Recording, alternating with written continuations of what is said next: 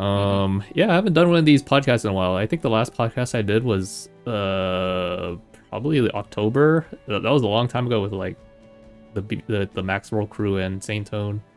Oh, and the Saint Mm. Tone man. But yeah, it's been several months. The game has changed quite a bit with all the quality of life changes that it had recently in the past few months. Um, so right now, we wouldn't even be talking about right now if it wasn't for all the recent controversies. And I guess after talking about those, we can talk about a few other stuff too, since we're here already. To get everyone up to speed, so me and Elemental here, currently we're hosting two separate community events right now. So for me, I'm hosting a master score event. So basically, you just have to achieve a high master score, and then receive exclusive in-game titles for it. This event runs from now all the way until the end of season 2. At first, it was at 4100 master score for the highest earning title. There's like multiple tiers for the titles, going from 4100, 4K to 3900. But then after some feedback, I decided to reduce it to like 4K, 4K and like some change, and then 3900 and 3800. So it was a lot more fair. Even if you're like let's say if you are playing even like the weakest class like Wolfbow, as long as you know people, you should still be able to clear. I mean, I was able to clear M19s with like a Disso. You'll be fine, man. But if you play some of the meta classes, you should be fine without having a super whale in your party for M19s. You just have to get up to M19s. That's it. You can do probably the one minimum clear M20. I mean, that's easy with the new Napo dungeon. That one's the easiest M20 to clear. And yeah, that's my event. And then Elemental, you're hosting an event. It was like a speedrun tournament. You want to go over that a little bit? Yes. Yeah. So the speedrun event that I'm hosting over at the BPSR Tournament Association, um, we're just creating a. It's tough, right? We're balancing the amount of equipment where we see that the damage should meet a certain threshold where it's comfortable to beat M17s. And so a lot of the balances here that I had had experiences with in Vindictus. And Vindictus is also a very known game to be like super whaley. And so a lot of the equipment experiences came from that tournament or speedrun event. So I brought that idea over to BPSR because it's run similarly in that fashion. And the goal here is to set up a team of 5 with +1 where there's a substitute just in case like somebody needs to call out or like they have emergencies or like they need somebody to bring it over. It's like a flex character. And so you get 6 players in a team and essentially you're playing another set of teams who are going through the same thing.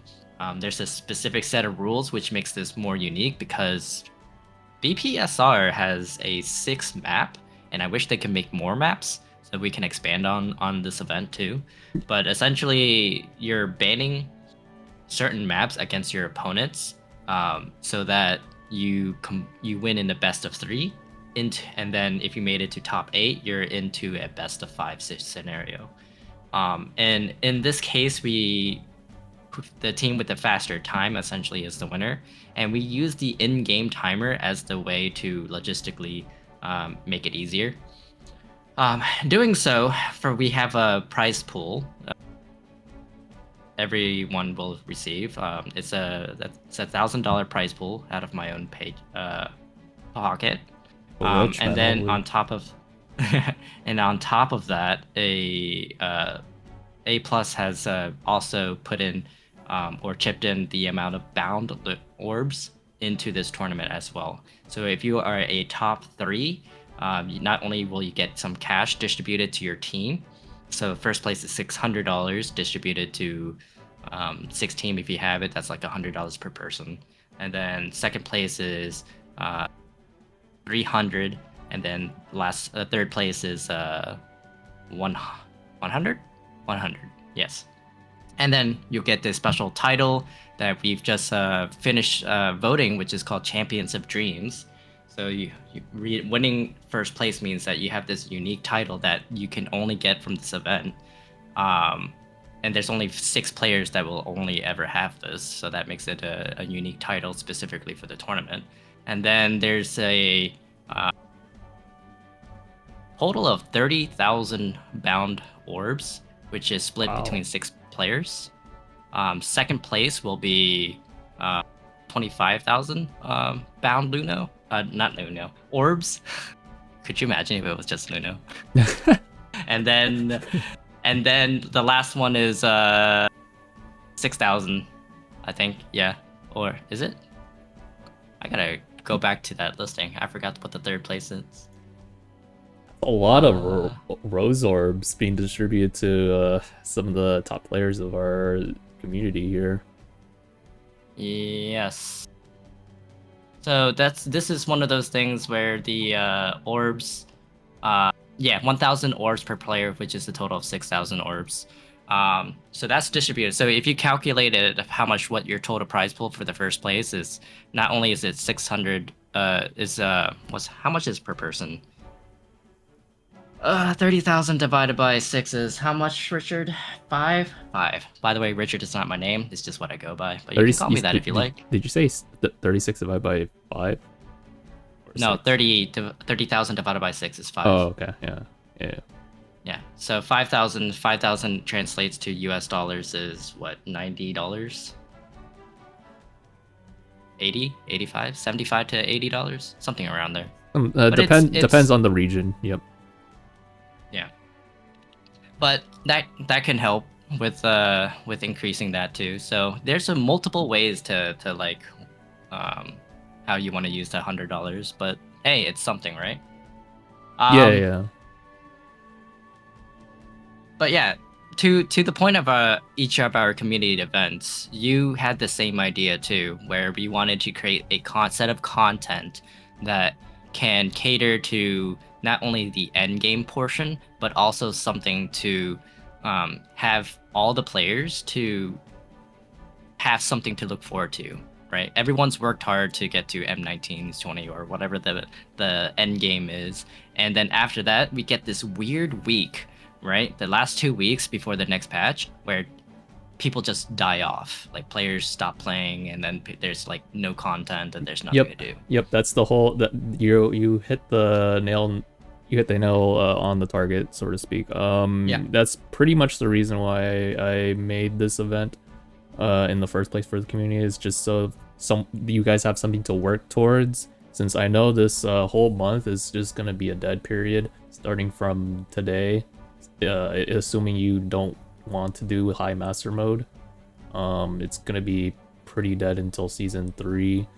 I wanted to see if I can arrange some like rewards for people that actually want to push for high master mode, or maybe they're thinking about it, maybe they're on the fence. Maybe the titles would have given them that sort of push to try out the master modes. And because the high master modes, they're not like everything except for maybe a little bit of M19s, and like pretty much all the M20s can be cleared with a decent comp, as long as you've just been playing the game and just been farming. I mean, like you said, like it's to reward players that have been playing for a while. Is that what you said? Yeah, well, it's to reward players who've been playing since day one, and they have something to look forward to. And so there's 2 different, and I like your event because it's goal oriented. Even if you're a free to play player, it's something it's still achievable, right? And that was the intent of what your event is supposed to be. Yeah, and it's not supposed to be something like only a specific threshold players can do. Yeah, and like if you are really, really struggling, you could always just get some people to like obviously carry you. I mean, that's what a lot of people do for like even normal content too these days, like Nightmare Robo. Like I'm not going to call out specific people that deal less than like 700k DPS threshold for the minimum requirement, but there's quite a bit of them. So I mean, it's fine to if you know people, then you have the whole month. You're gonna be fine. M19's not that like hard if you have people to run it with, I think, and you've been playing the game for a while. Can you bump his voice a little? Yeah, I can do that. Oops. Let me. And everyone on my side, you guys can hear Elemental clear properly. Hopefully, let me know if you guys can't. I just need to lower my own voice a little bit and then raise the Discord. That should be pretty good. All right, on my end, you're fine. Okay. Oh. Testing 1 2. Testing. Go ahead and say something. Hello. Okay, good. We're on the same volume, boys. Okay, awesome.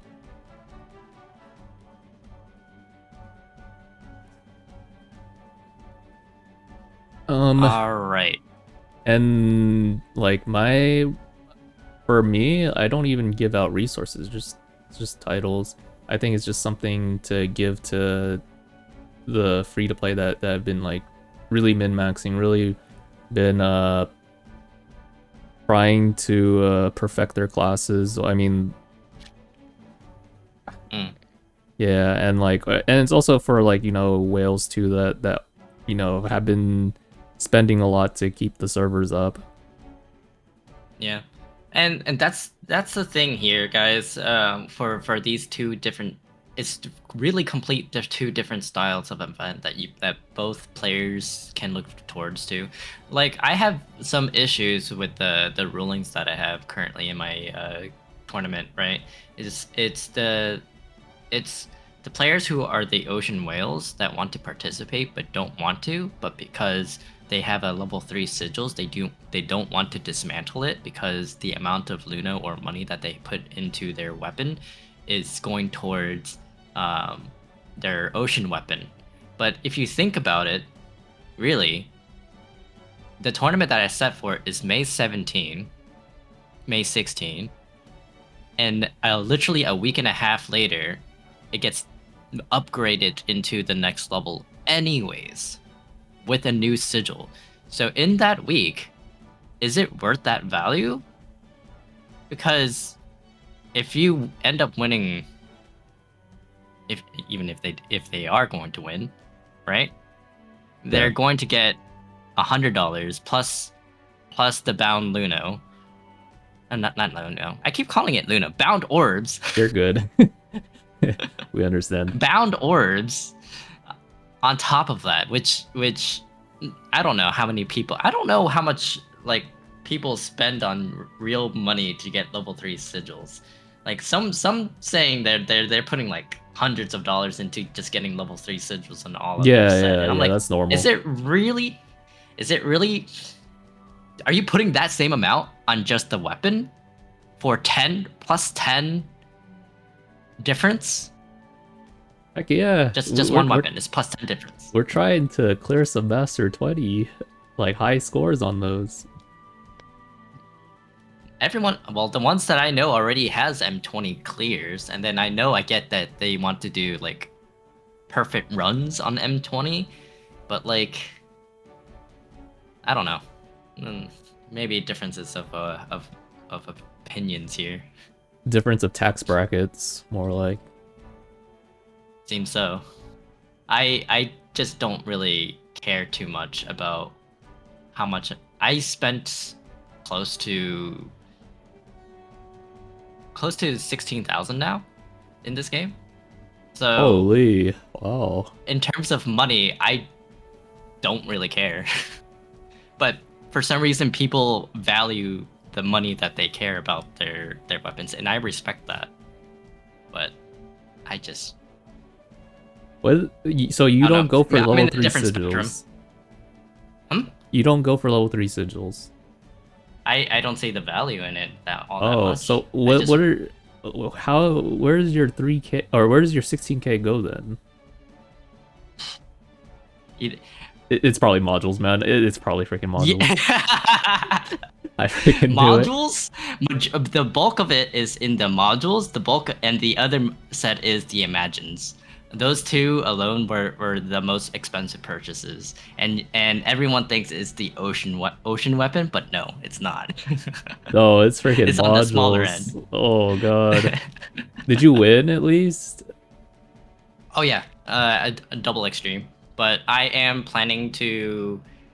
Right now, I have set aside an extra. I have plus 40 excellent attack modules right now. So I've been farming it free to play style just to get to 100 and then open them up to see what are the odds of like getting an extreme from it and then just go from there. But in any case though, like there's different levels of whales, right? So I just don't see the value in upgrading just the weapon for a plus 10 level 3 sigils. Level 2 or level 1 would be fine, but like a plus 4 difference is not that huge of a DPS where unless you're like truly min-maxing, but then your reward for truly min-maxing, where does that value set? So that's why I don't think value set for, I'm happy for a level 2. Upgrading to level 3, sure, but like putting all that extra money to get a level 3 is just I don't see the value or the return on investment on level 3 sigils. Interesting. But And you this see is the coming investment for modules.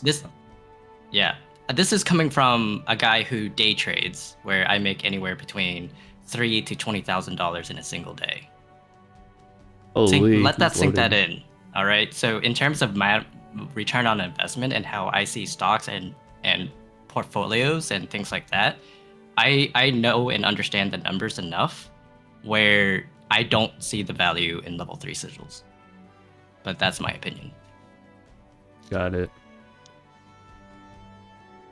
Yeah, that's understandable. I'm also just stopping at level 2s. If I was like maxed on progression, I think that'd be one of the last things I'd probably do.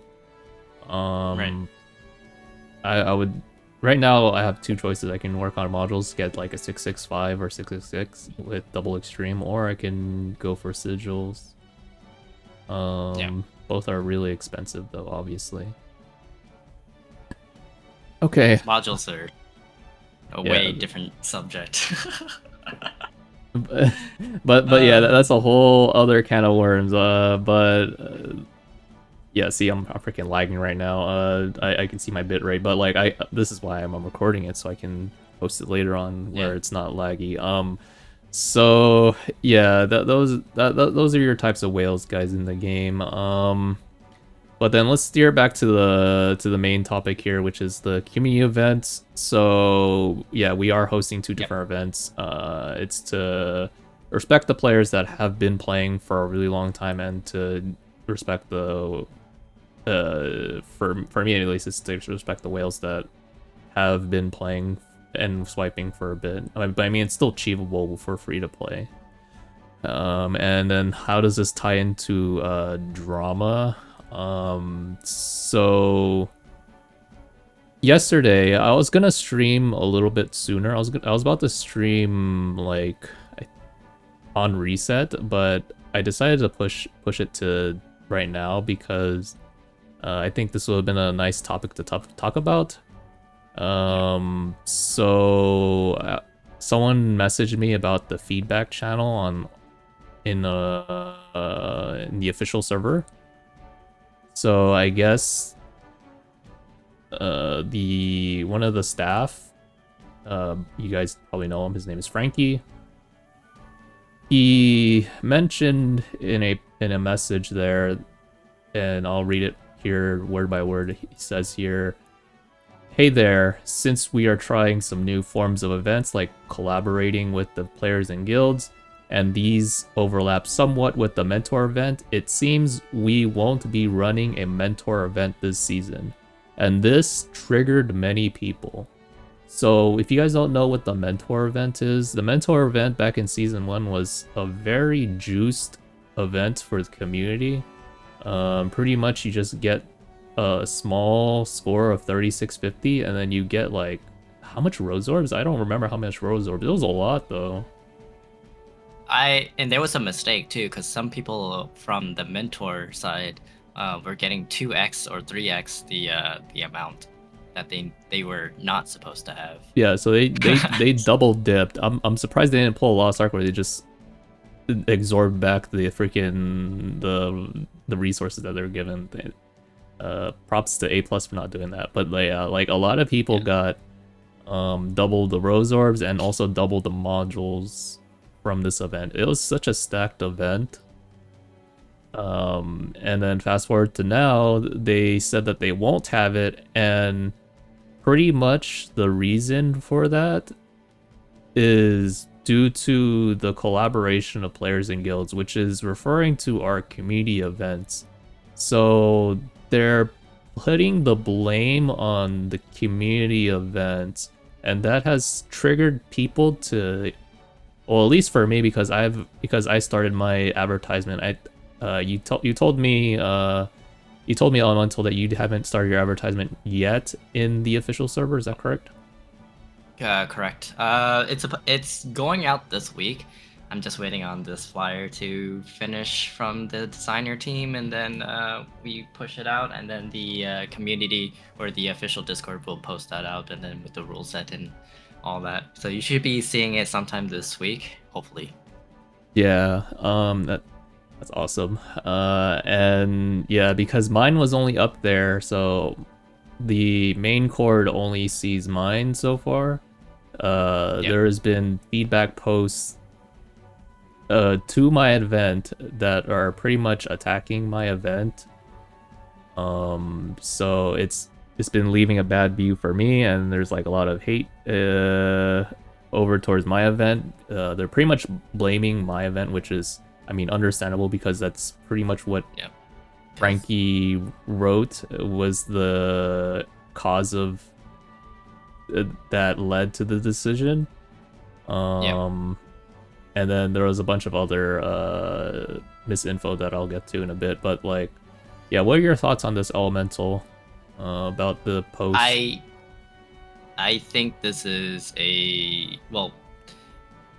from that post, from what Frankie said, I think that is a more lazy approach to trying to sustain your population, because as a community manager and also the event coordinator for both the streaming side, social media side, and also the community itself, it is not the right path to sustain.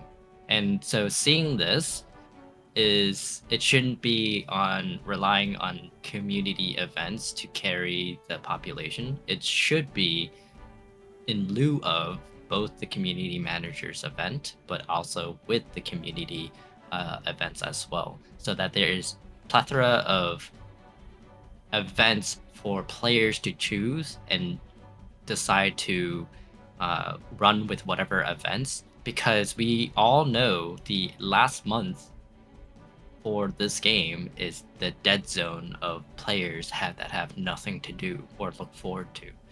So it's really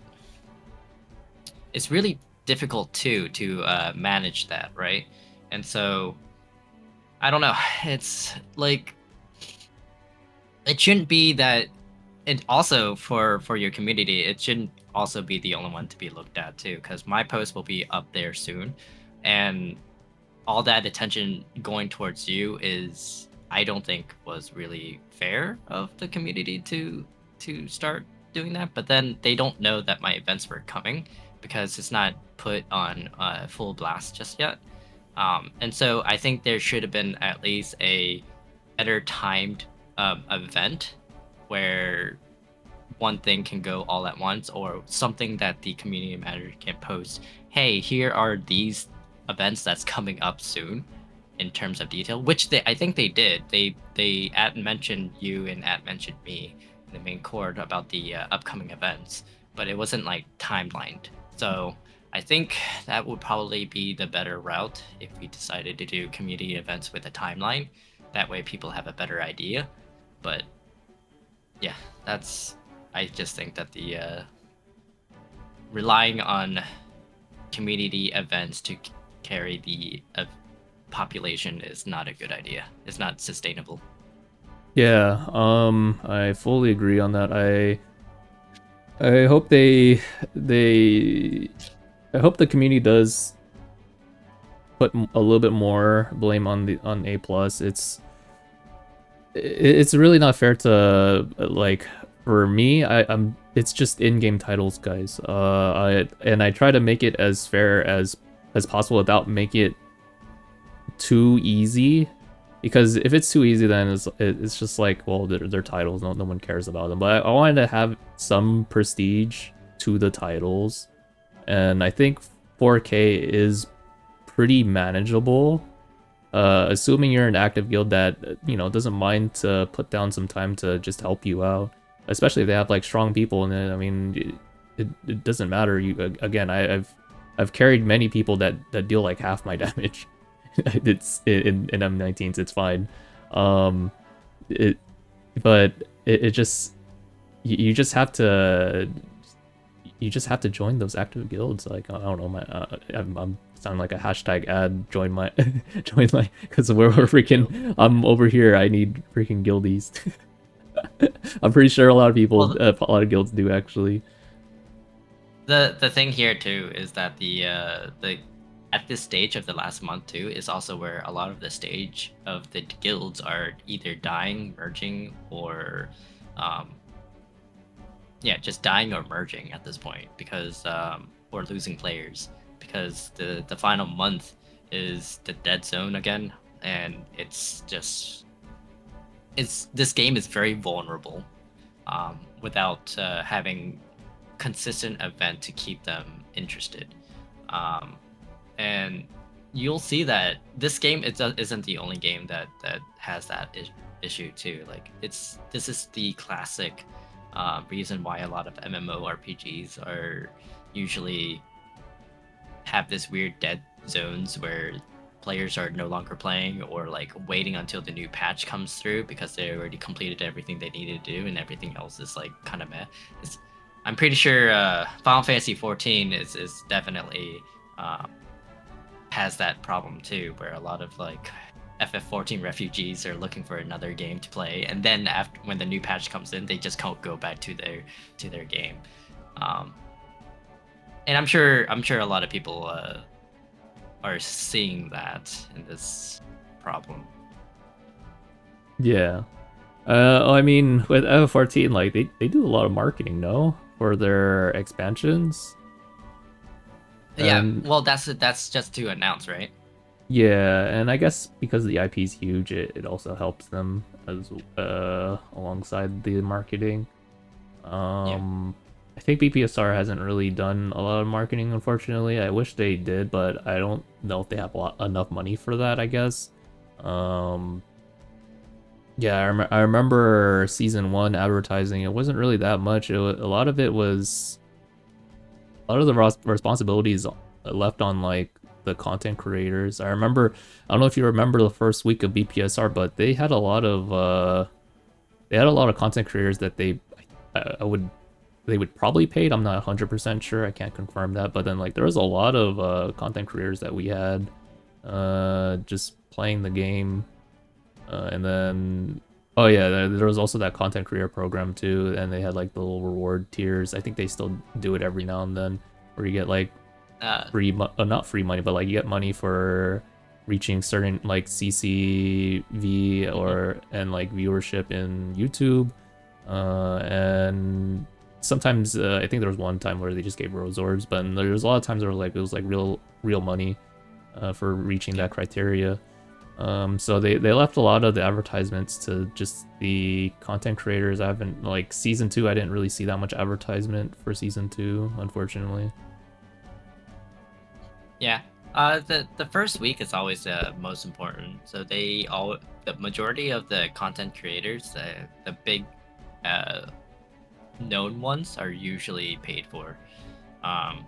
Someone posted out Asmon. I'm sure the dude was paid to play it for a day and then move on, because if he actually did enjoy the game, he would play it for more than one day, right? Yep. It's one of those things where uh, they have to have positive feedback so that the game can sustain for longer. But with currently how everything is, like all the flaws that this game has, so it is a bit unfortunate. But if players, genuinely love the game enough and want to help out, like I encourage a lot of players to try to. I'm coming from a fighting game background with grassroots.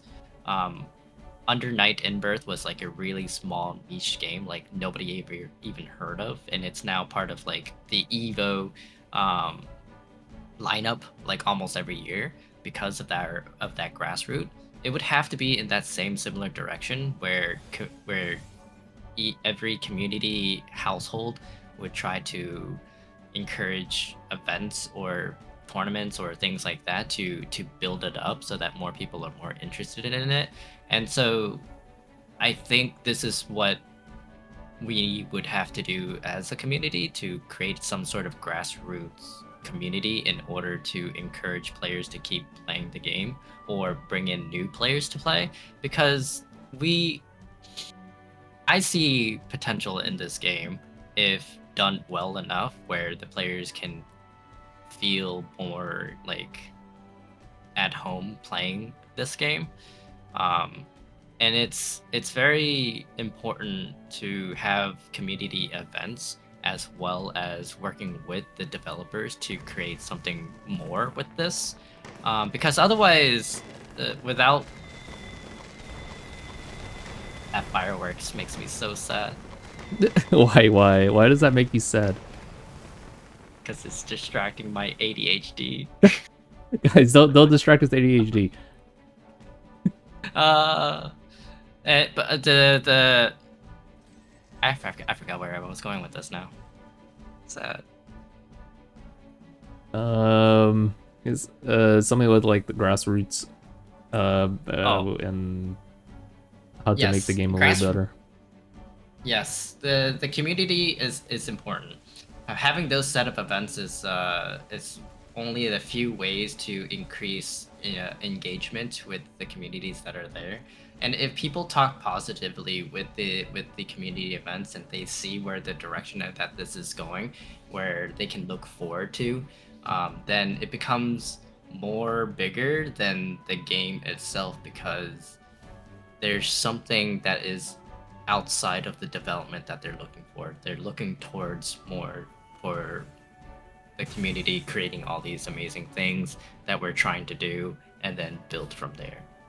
In my case here, as a experienced tournament official from from my fighting games, but also various other tournaments, this is where I build this sort of events, because after the end of season M17s, the next tournament would be just M4s, and then we have an off season where I plan to recreate a tournament specifically for something that's different, like either M10s doing nothing but yellow gear, or like a guild versus guild, where we use the guild versus guild as a way to like advertise but also do a showcase for guild versus guild, fighting out these bosses and doing it on like a weekly basis, and that sort of thing, right? So I'm setting up like a bunch of lineups for events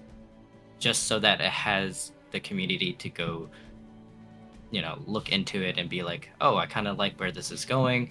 These sets of events is something I'm looking forward to.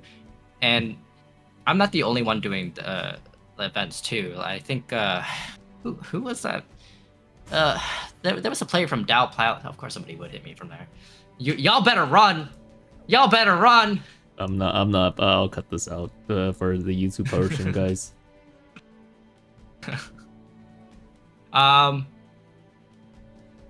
But yeah, these events are important in order to keep the game sustainable. But it shouldn't be fully relied, and that's the important part. Yeah, so you're your TLDR is pretty much community events does help the game out. It does help bring the community closer, but also like A Plus needs to host like give their own events. Is that correct? Correct. Yeah. They need to create their own major events as well.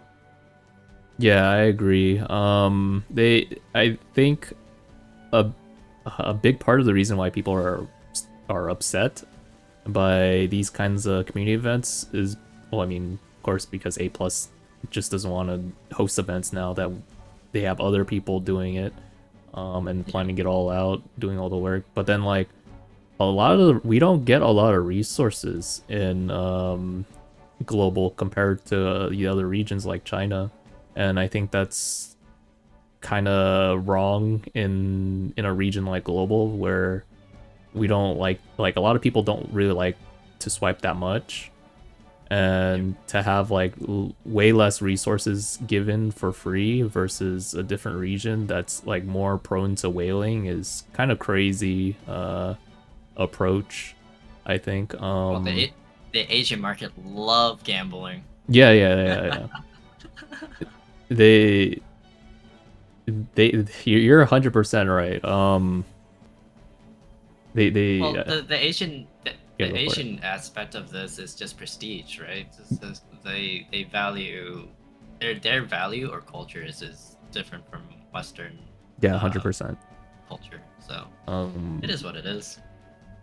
Yeah, and then like when you start getting more information about how much events China's has, like they have like 3+ events going on every time I look at them, or I look into their events, and it usually gives a lot of rewards. Like for example, we got like over 200 share treats in just one single event, while there's like several other events going on.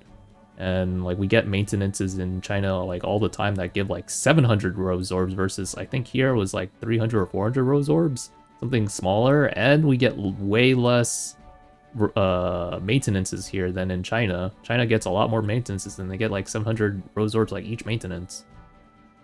Jesus. So yeah, they're so rich in China compared to here. And then when I saw the daily attendance being the exact same as it is in China when we had it at the end of season 3, I was like, dang, this would make more sense if this was China, because China, we have more events there, and we're given way more resources. Yep. But that's the difference though, right? Because A Plus is a publisher, and so they only get certain resources that depended on the developer, which is Tencent. Tencent is the one that published the game, not Volcra, right? For China, who's the publisher for China side?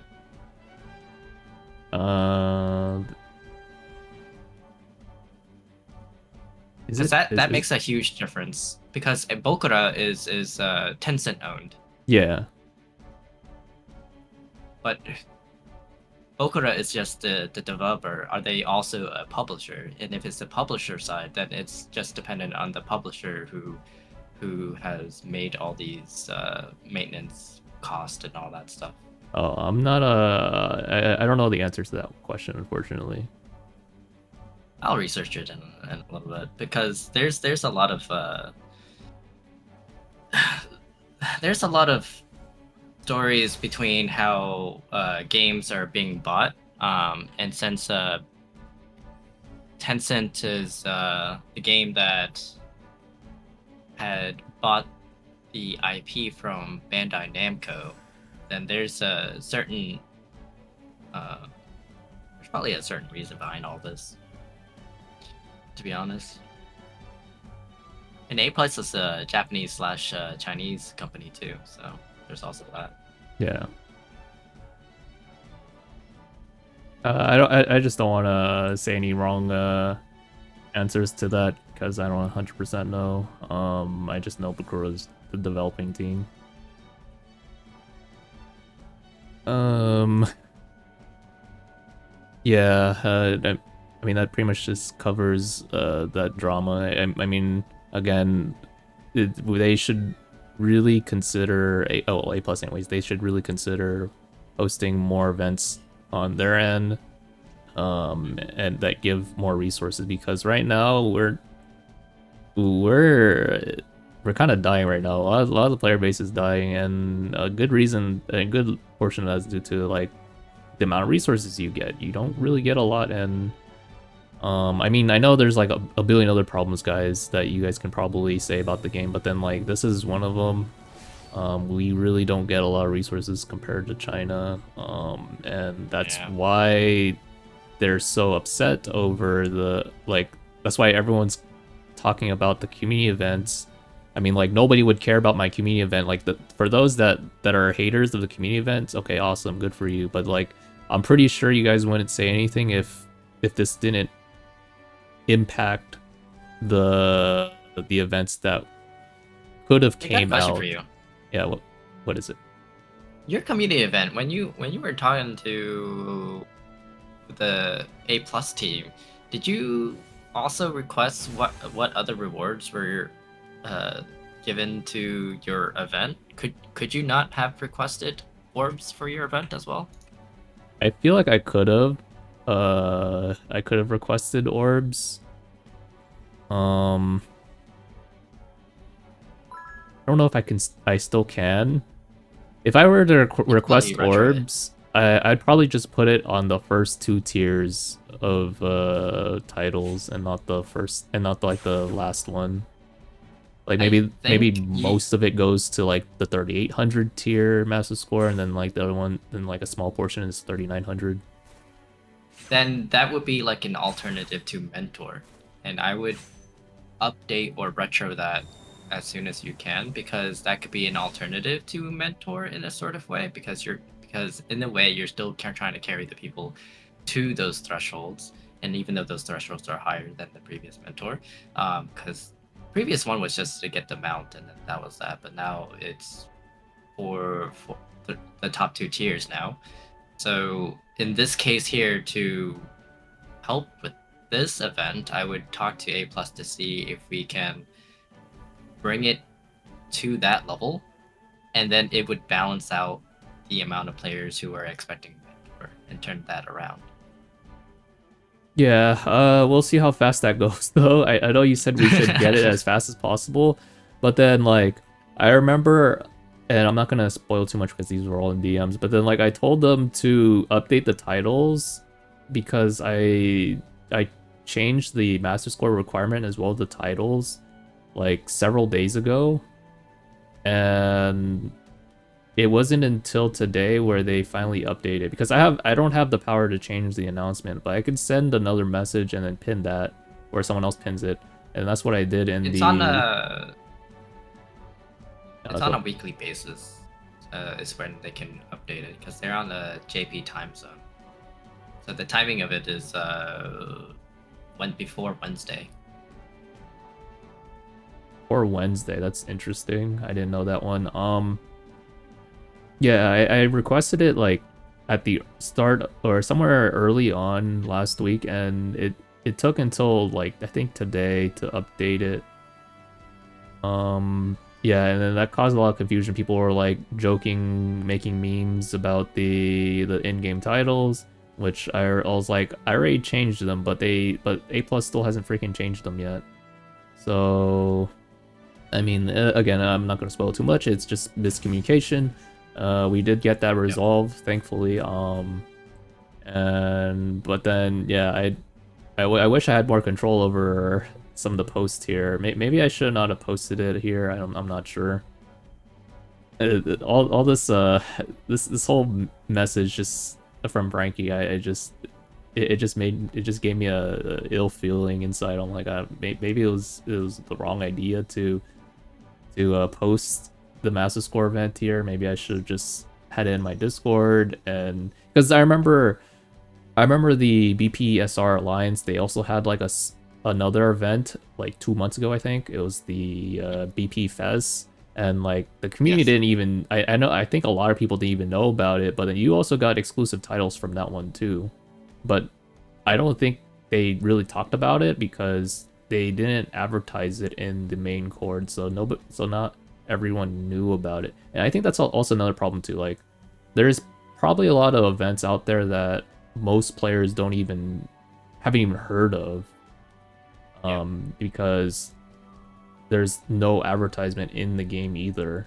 Which I feel like there should be advertisements for more events. Not all of them, but for at least a majority amount. Like for example, like the Discord sign event. Like I feel like that one should be something that you advertise in the game for extra rewards, but they don't do that. Mm. I feel like they definitely need to change that. I don't know if they have the power to post more announcements. I know China, they put way more announcements out there. I'm not sure if A Plus can do the same. Yeah. I don't know either, but the direction right now, or at least the current state of things, is not in a good direction. So I think A Plus has to play their part in order to have it more sustainable. Otherwise, the direction this is holding, especially for if any of the community event players or guild are losing interest in doing more events, then that could also damage future future events. Yeah, 100%. And then talking about the state of global, do you think if things don't change this year, or do you think we're heading in a direction similar to other mobile MMOs? Like, I looked into this. I remember there was a game called Taurus Land. I'm not sure if you guys remember that. It was a mobile Chinese MMO that was supposed to compete with like World of Warcraft, but it recently shut down of last year. It was due to a lot of like pay to win, a lot of lack of content, and poor management. Do you think A plus, or do you think like Bakura or A plus is going in that direction of Taurus Land if they don't change stuff soon? Um, I have mixed response because behind how I am watching for Bakura, they are trying to listen and they are trying to fix the things that players have put feedback for us, especially since I've noticed from between 2 and 3, or watching into 3. But they still are. I think what's happening, at least on the development side, is that they don't have the kinds of teams that can push for content because on the back end they're reusing assets that are from Bandai Namco, and that's really tough on how they're spending their resources to develop this game. And so in that aspect, it does concern me how they're going to assess the responses, what players are trying to see for this game. Oh yeah, yeah. Some of the things that they did, liked, was they buffed certain characters, which was on part of the feedback. They did buff icicles. They buffed certain characters in season 3. They buffed everyone so that they're on the same threshold, same part. I don't know what the end result of that for that, but they're listening to that part, which is great. Sorry, you were I going to have say have a something. freaking have a they're doing like some work outside. It was kind of Oh. loud. I had to mute. The mixed response part of it is that it's too slow. The development side is, from what I'm seeing it, they split season 2 and 3 into like parts, which I feel like the entirety of season 1 should have been what is season 3.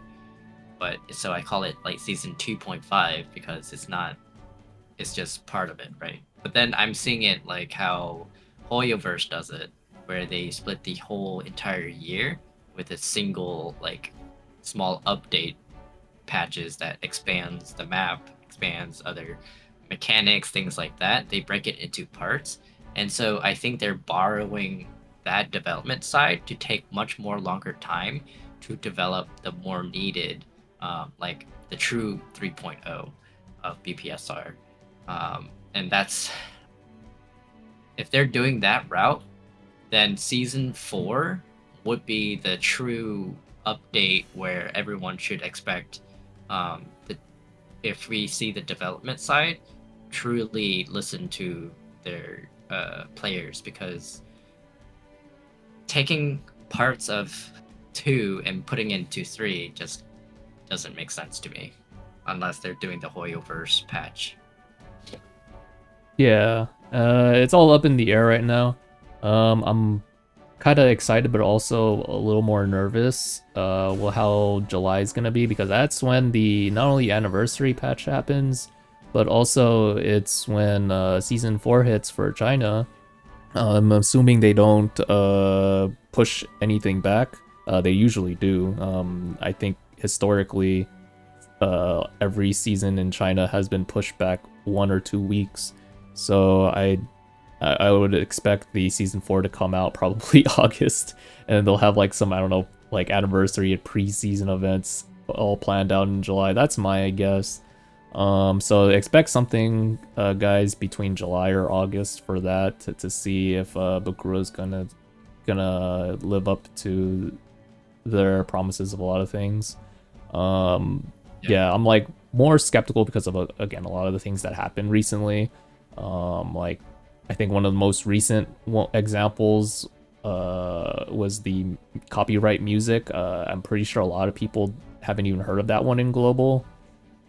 They pretty much they still had Grand Blue Fantasy Relink music in this game, and they didn't notice until several months later, like about, I think, this month, they didn't notice. And then they removed it.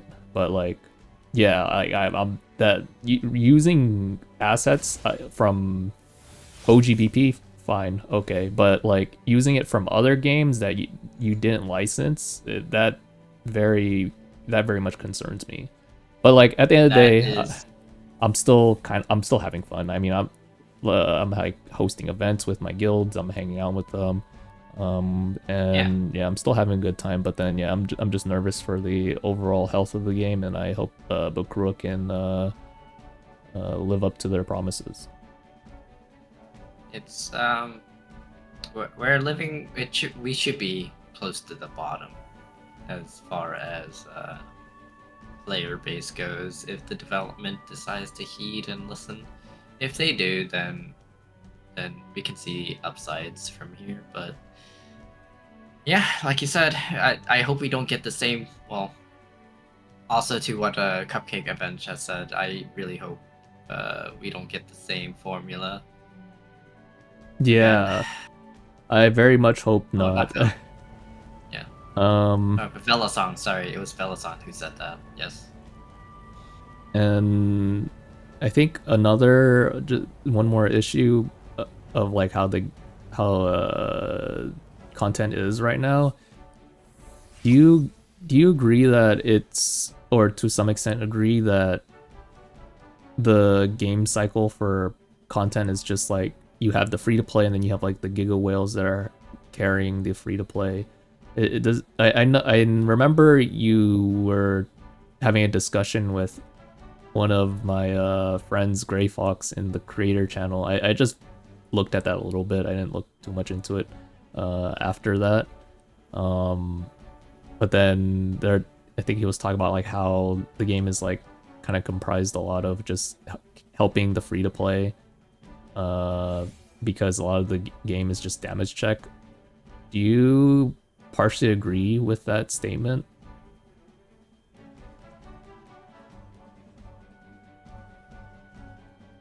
I have to agree with this because that's how much of a gap difference it is between the free-to-play and the whale. It shouldn't really be dependent, but it's not because it's design flawed, and it shouldn't be that way, right?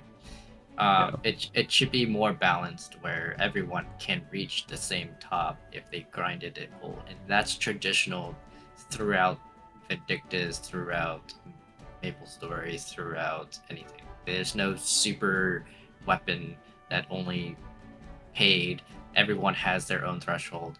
If you have Maple Story with the scrolls, you can pay money to like not make your weapon or armor get broken or things like that. If we were a paid model, like subscription model, then everyone is flat across the board, like Final Fantasy 14, things like that.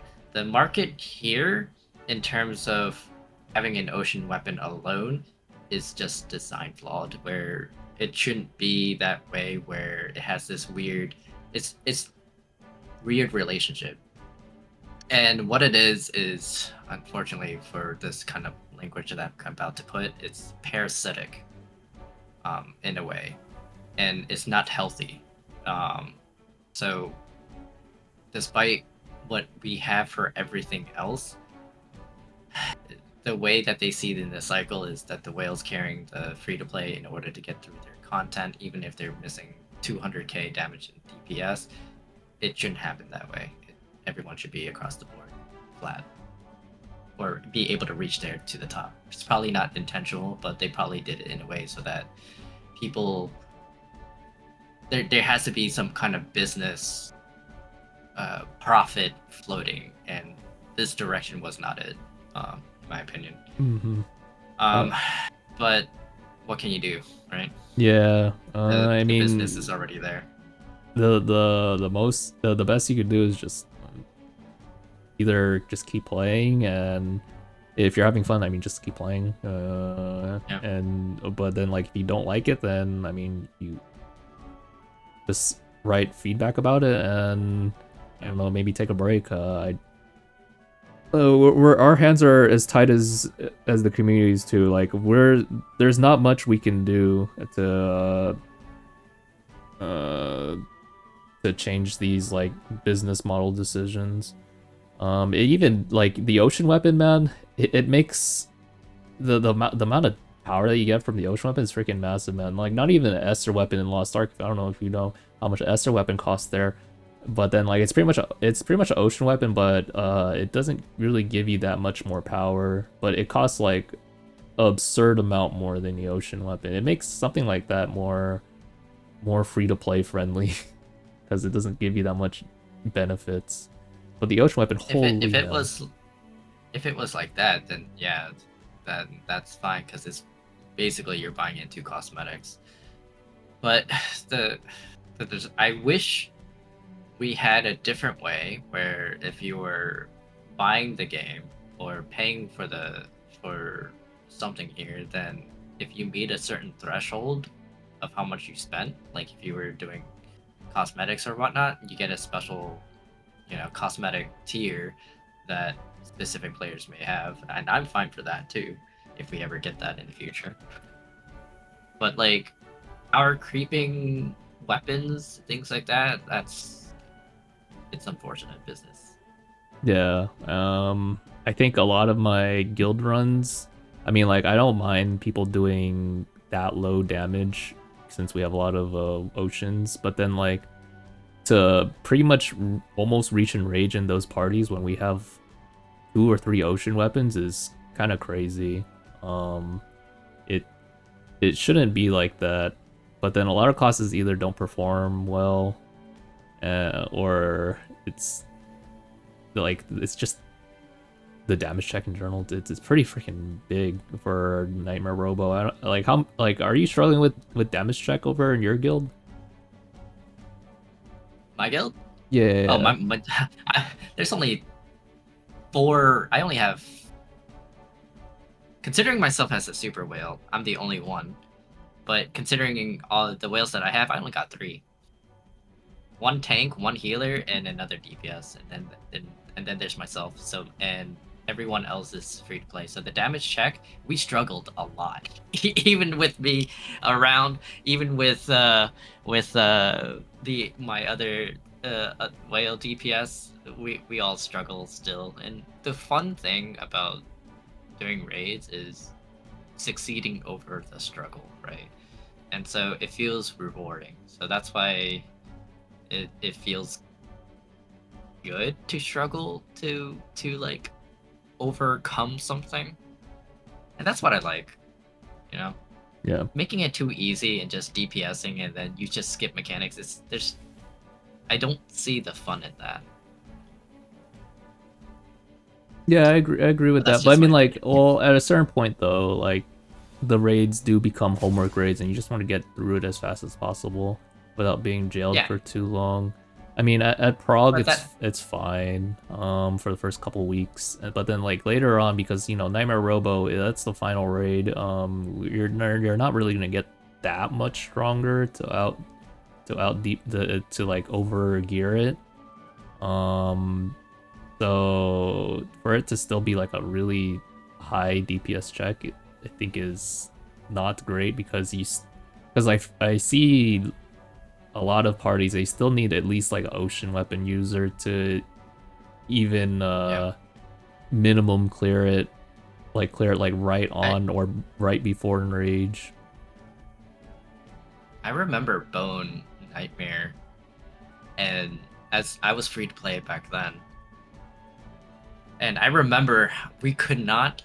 It would take me 3 to 4 hours to clear it, and the reason why we would clear it is because I had one ocean user carry the entire raid, and that kind of sucks. It does suck, but like I feel like it's still like relatively difficult though because you had to go through pretty much all the patterns. No. Yep. Yes. All the patterns and so it was calling still, all the spots. Yeah, so it was still at a certain level, it was still rewarding, but I get what you mean. Like, it's not a great feeling that you need a whale to carry the party.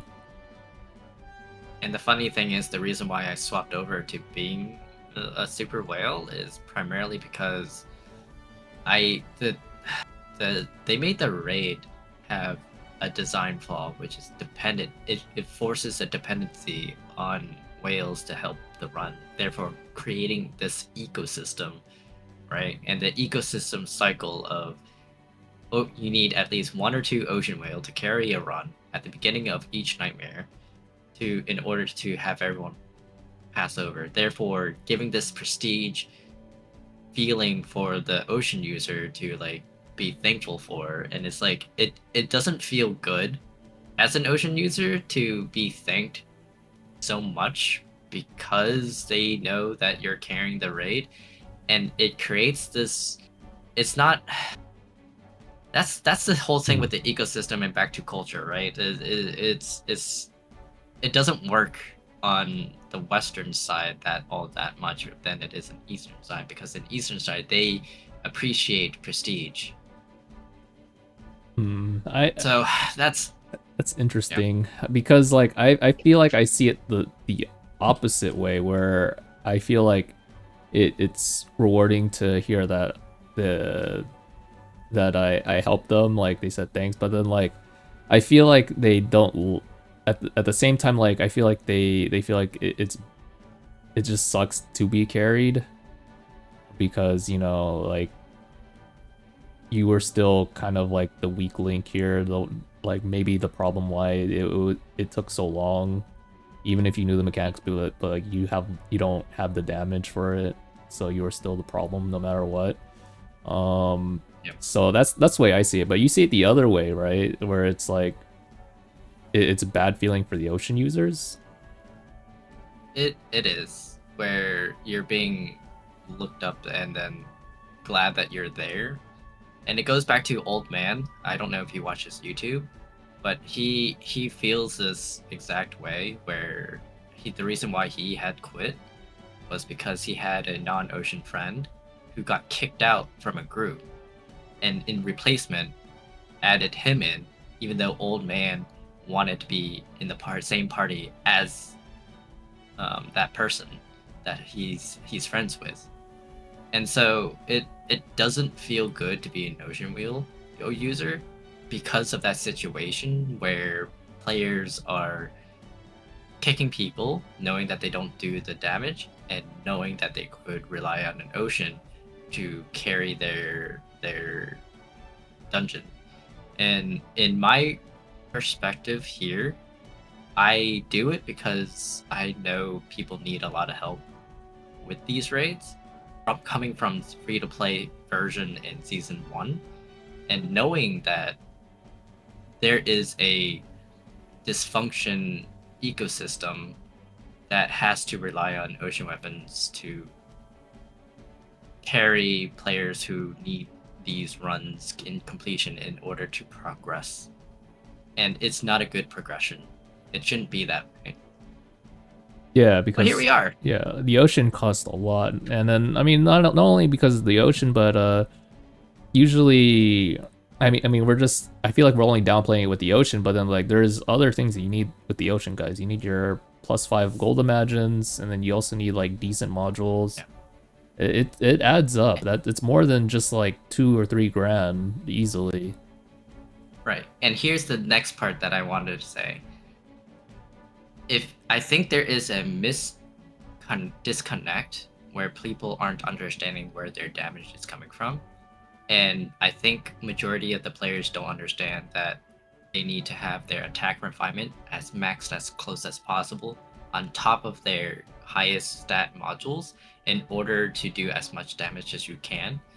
And because there is not a whole lot of information on how to get these specific modules and or attack refinements, they don't know how. But I think a lot of the players don't know that, and I continue to see in my classes that when somebody are new or trying to get into the game, they don't know that they needed to have higher attack refinement, and so they would go into increase their defense refinement to meet the ability score, because the ability score gatekeeping is a thing in majority of MMOs, but then they don't meet the DPS threshold. We need to, in a way, educate the newer players that attack refinement and good modules is the way to increase and juice them up to do as much damage. Because some of the ocean whales, like, they don't even have the best module set, right? But then they lose in damage. I sometimes lose to some of the non-ocean user only because they had the best modules and the best attack refinement maxed out, right? And so this area is really miscommunicated somehow, where majority of the community that I see playing in my classes don't meet the threshold because they did not know, oh, I need to increase my attack refinements to do more damage. Yeah, please do that. Get that to max 30 as much as possible. I don't know how much attack refinement +12 gives. What does that mean in damage, you know? I'm thinking in the shoes of a new person. Like, what does that mean? +12. That seems like a really low value. I don't think I need to build that. Right, and it's the small increments, right? Which I think a lot of players who are coming off new is like, oh, they only give +12 or +10 or +8 for every level. I don't think I do that much damage. But they don't know that. There has to be a way to communicate that attack refinement at the max level at 30 scales higher because it's cutting defense from the bosses or the enemies, and then it scales higher as your damage stats increases along with it. It's like what? It's the closest thing to like true damage, but scaled higher, right? Yeah, it has a curve.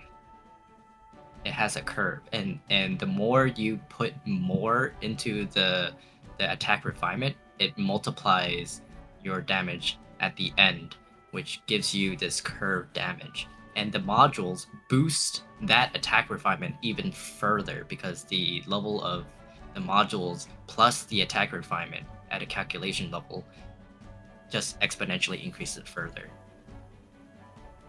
Yep. So it has to be communicated in that way to know that if you're going to min-max, those two factors are the most important thing to level up.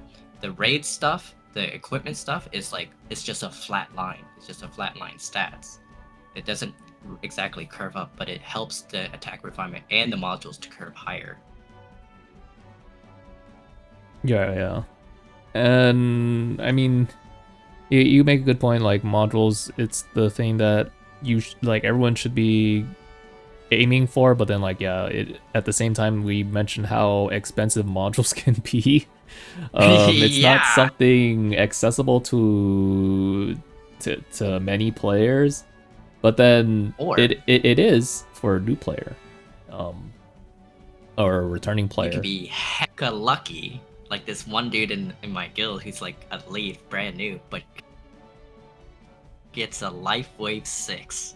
And we told him, go Life Wave 6 with your Elite Strike 5, and you're good to go. And this dude is just doing damage now because he has Life Wave Elite 5, and I'm like, nice. Wow.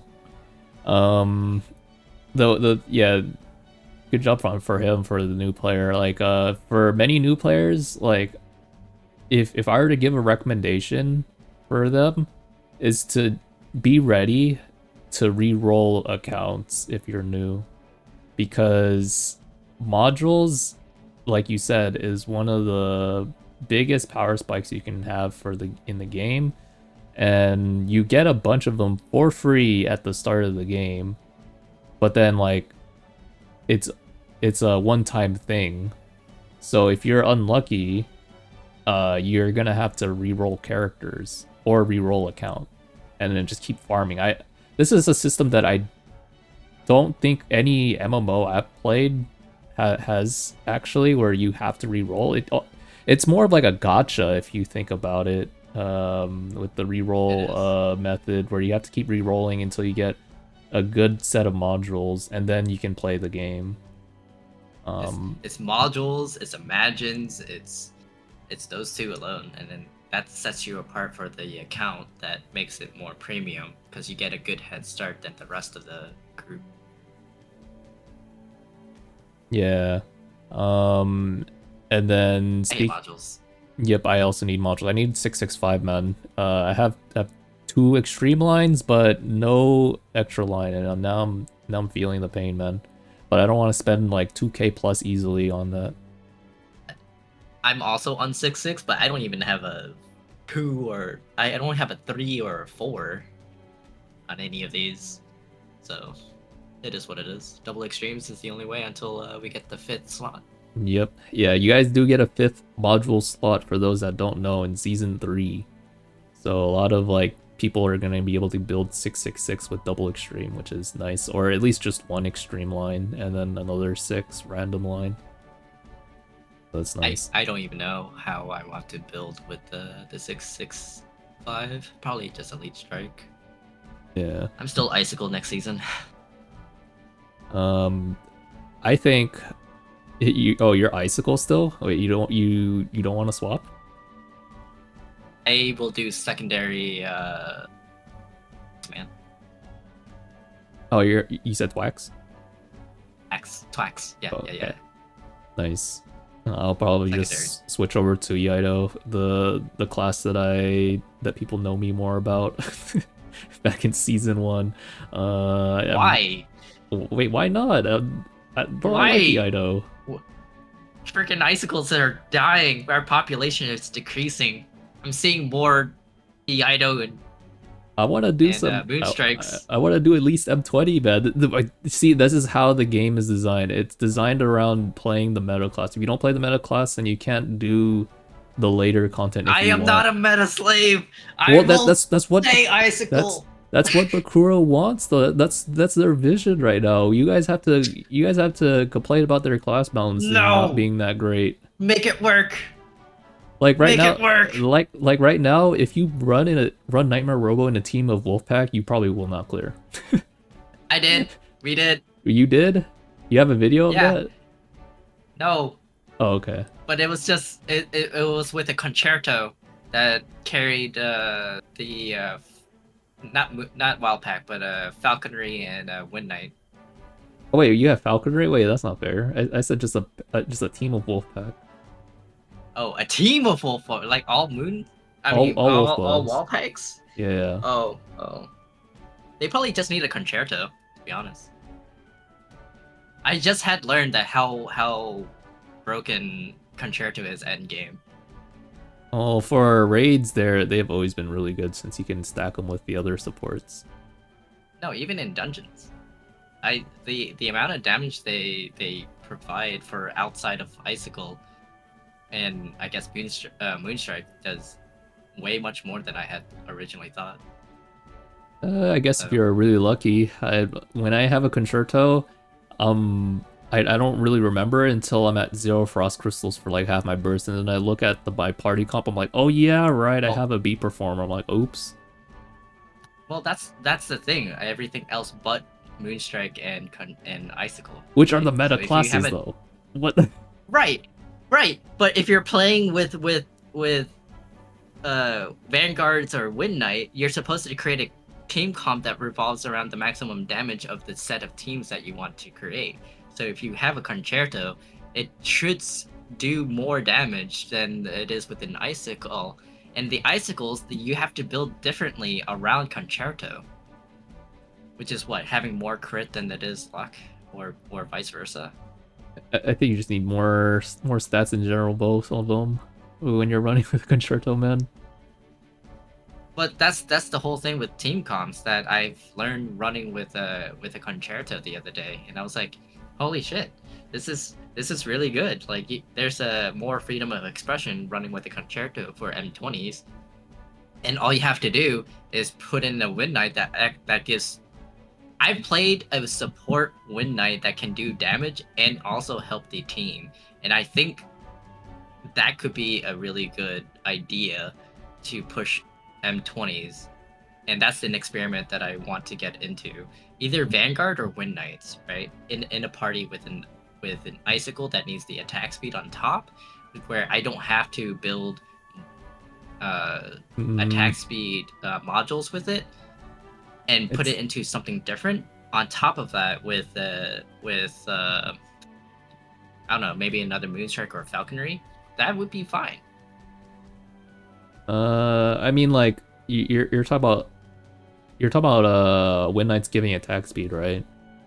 I mean, it's not really that much, right? I don't know. It's either Vanguard or Wind Knight that gives attack speed. Well, I don't know which class. It's Wind Knight. It's just on their alt. But it's only 10% haste, which haste doesn't really translate that much into attack speed for Icicle. You might be able to give up like a couple, like 1 or 2 lines of attack speed. Sure. It's fine. I mean, Icicles is already strong enough where they don't need all these extra buffs to do as much or more damage, right? So if we're playing with all these other classes, then it can be viable with Concerto doing extra damage for the other 2 classes aside from Icicles in that comp. So comp theory, right? Since we're now getting into the comp theory portion of this, Concerto should be utilized in a way that helps do more damage outside of Icicle and Moonstrike. If you have a primarily Moonstrike and Icicle team, it should be Lifeline, because that's the best slot for that. But that's meta. But in general, Vanguard doesn't really give that much more besides a haste buff. I mean, their damage is not. I have not seen a Vanguard do that much damage in Season 2 yet. I feel like you're losing a lot of damage. Try running one with a Concerto. And like a really juiced up Wind Knight with a Concerto. You should see some pretty good damage. Okay, where can I meet Vanguards in my area? Do you know any really buff Vanguards? Juiced up? Yeah. Well, we're both streaming, so hopefully one of these viewers are juiced up Vanguard / Wind Knights, so we can see and push damage with the Concerto. I had a free-to-play Wind Knight that was, when they were playing their rotations, they were matching up with the with both me and the falconry for damage. Concerto on wraiths. It was really good to watch. It was Interesting. eye-opening. But hey, that's just my own experience. Yeah, I only play really with I only meta, so I don't really know that much of the other classes. I'll take your word for it though. I'll see though if I can find anyone out there that are really juiced that play Vanguard. Excelsior with you. So you plays Vanguard? No, Oh wait, Soyu Concerto. is Concerto. Oh. Concerto. Yeah. Take Soyu or Concerto, and then just bring any Wind Knight or Vanguard that are pretty juiced, and they should perform just as much. All right.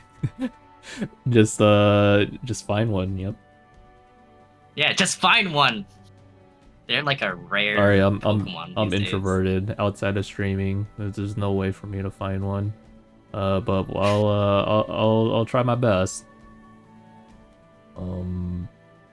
And let's quickly switch topics here. Otherwise, we're gonna keep talking about comps here. I to be fair though, I do like the comp topic. I mean, like I remember yesterday I was watching my guildies all Theorycraft M20 strats, like when to use their burst, when to use their imagines, etc., which rotation to go, or which like pack of mobs, etc. I think all this theory crafting is nice to see. I mean, it's something that I used to do back in OGBP, because we had a similar thing called Valent Arena where you just run through a bunch of bosses.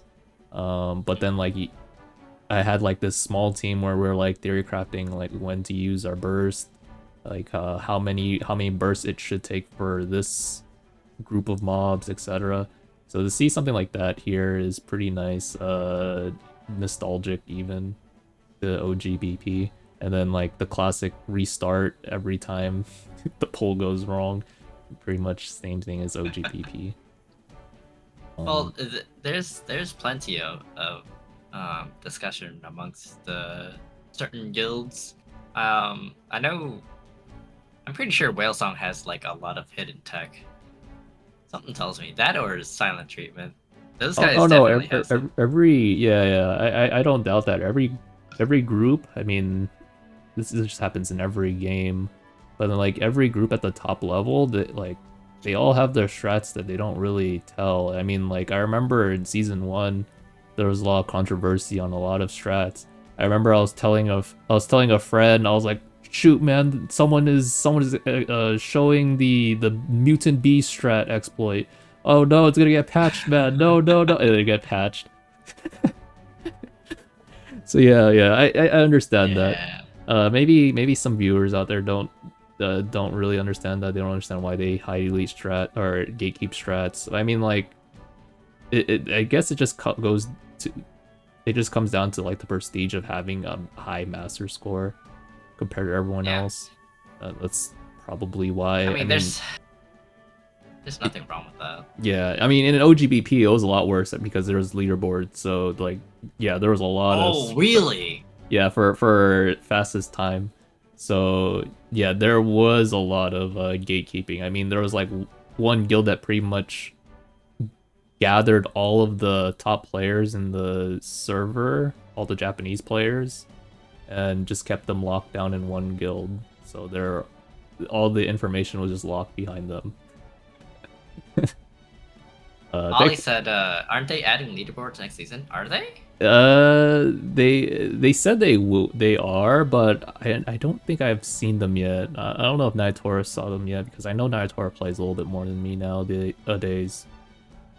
But to my knowledge, I haven't seen You leaderboards. hasn't said anything about that either for me. Huh. Yeah, I don't know if they went back on that idea. They're Rise in my chat said that they're complaining about it. I would imagine that they would, yeah.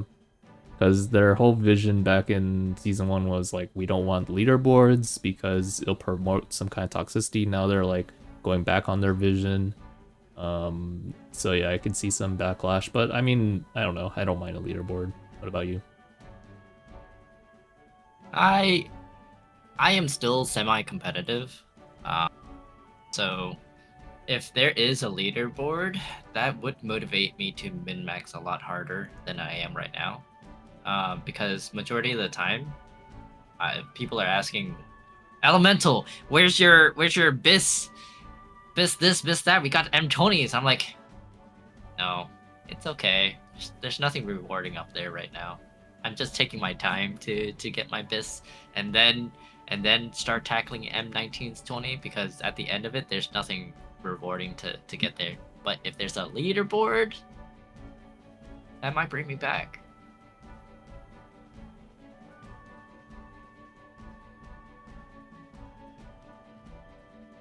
You think it'll bring back a lot of players though? It will, because it's a content that is something to look forward to. People are competitive by nature, and so how they do with their dungeons, if they do rotations, is having that leaderboard of your name up there. There's something about it, right? So if anyone is competitive and know they want to be at the top, that's the way to go. But there might be some people who can be questionably, it has to be legitimate, right? So that's a separate topic for another day.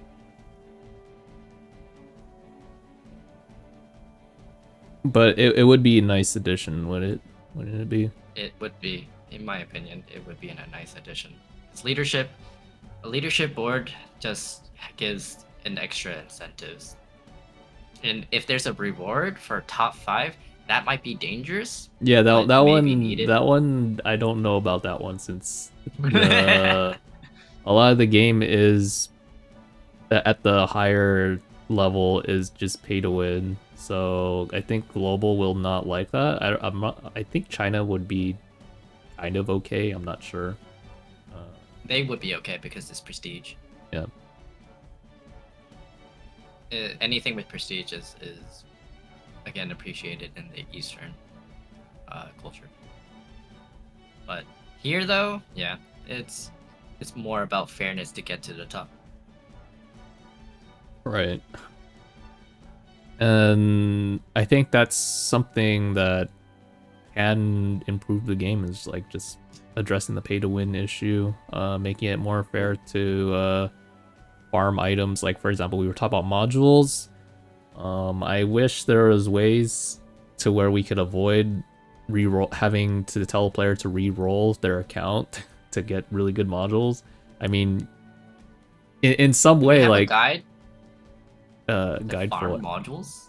No, not really. I just tell people where you can get modules, because at the end of the day, it's like there's no real way of farming modules besides, getting some Luno to eventually buy them, and just doing your dailies and weeklies. That's pretty much it. No real way to farm I them. also like Ollie's idea. Hell mode is Corgi, or ice hell mode instead of nightmare. Please give us back ice nightmare. I actually like that raid. Give back dungeons, like season 1 dungeons. You were talking about like how it would be nice to have like more dungeons to choose from your rotation in like the tournament. It would have been nice to have just the season 1 dungeons in the list of dungeons, yeah. And then unfortunately in season 3 we're gonna have to say goodbye to season 2 dungeons, so yeah, we're just gonna have 6 dungeons again. Yeah, but then they decided to rotate the 2 boss back into season 3. Oh yeah, but I mean, like the mechanics are slightly different, or not slightly. They're more different for the bosses, and I guess mobbing phases is kind of different. I really hope they made frickin' that robot dungeon easier. I hated the healing check on that M20 runs. I think they're more harder. Oh, Atina's definitely harder, but I forgot. I don't really know if Robo's any easier. Atina, no, it's even harder. Tina, like all the dungeons, the damage check is a bit more higher, I feel like. And a lot of bosses have just random one-shot patterns. Like you don't even expect it. Like I remember it was like just a random strip of line that like the first boss does, and I didn't know that was a tank buster. It doesn't show any indicators. It's just a strip line. It's a line tank buster. Oh no. So I no. yeah, but like there's a lot of common one-shots in like a lot of these dungeons now that you have to be careful of. I am so scared because I know my guild loves tank bustering me. If there's a line tank buster, that makes it easier for them to hit me. He's just gonna rotate the boss 360. Exactly. 360 no scope. Yeah. How about the tic-tac-toe? Yeah, that one, Rise. I'm not sure if that's really a tank buster, but like it does a lot of damage to where it's pretty much just considered a tank buster, man. At that point, that thing hurts. And I remember in Tina Dungeon, there's like several patterns that also one-shot you. It's besides just the Tina big sweep.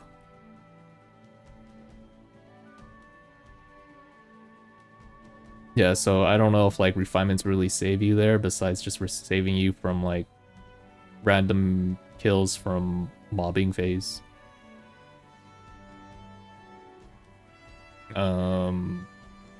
What's something that you think that can improve the game instantly? Because right now, because so far, like I mean, like everyone talks about what Steam charts when they're Doom posting. While of course we know that there's 4 other platforms that people play this game on, it's good to note the trend of the Steam charts, of the direction the player base is going, and it's always been going negative. So what's something that you think that can improve the game instantly? There's a lot, but like, can we narrow it down and see what can improve the game instantly that could have the potential to make the trend go back up, even for like a month? So, 3 things here. One is the answer to end game content when there's nothing to do. They have to push out a major event each and every single time on the final month, so that players have something to look towards too. So that's one. Number 2 is to expand on.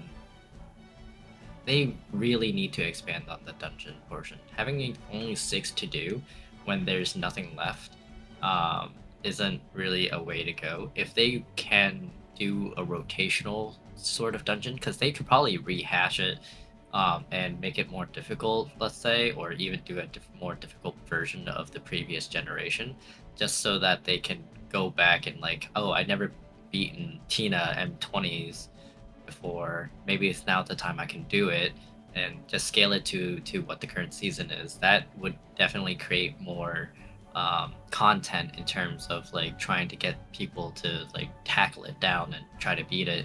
And if we, since this game is so instance heavy, then the answer here is to just find a way to make a, I want to say, different set of modes for certain older dungeons, if we're bringing them back, right? I don't know what those modes can be, besides from time attack, but people already do that. I would say another instance is raids, updating the older raids so that they're new and fresh. Like, again, what Ali had said, Hell Mode, Nightmare Raid is really good. Of Season 1. And then give the reward of like farming more modules. If there's a way to farm more modules, it would balance out a lot of players trying to min-max their characters better. Because the way to access modules right now is very few in between. That's gonna hit me. Yep. Who was that? But that was a free run. Oh, sorry, Nator, it's time for you to wake up.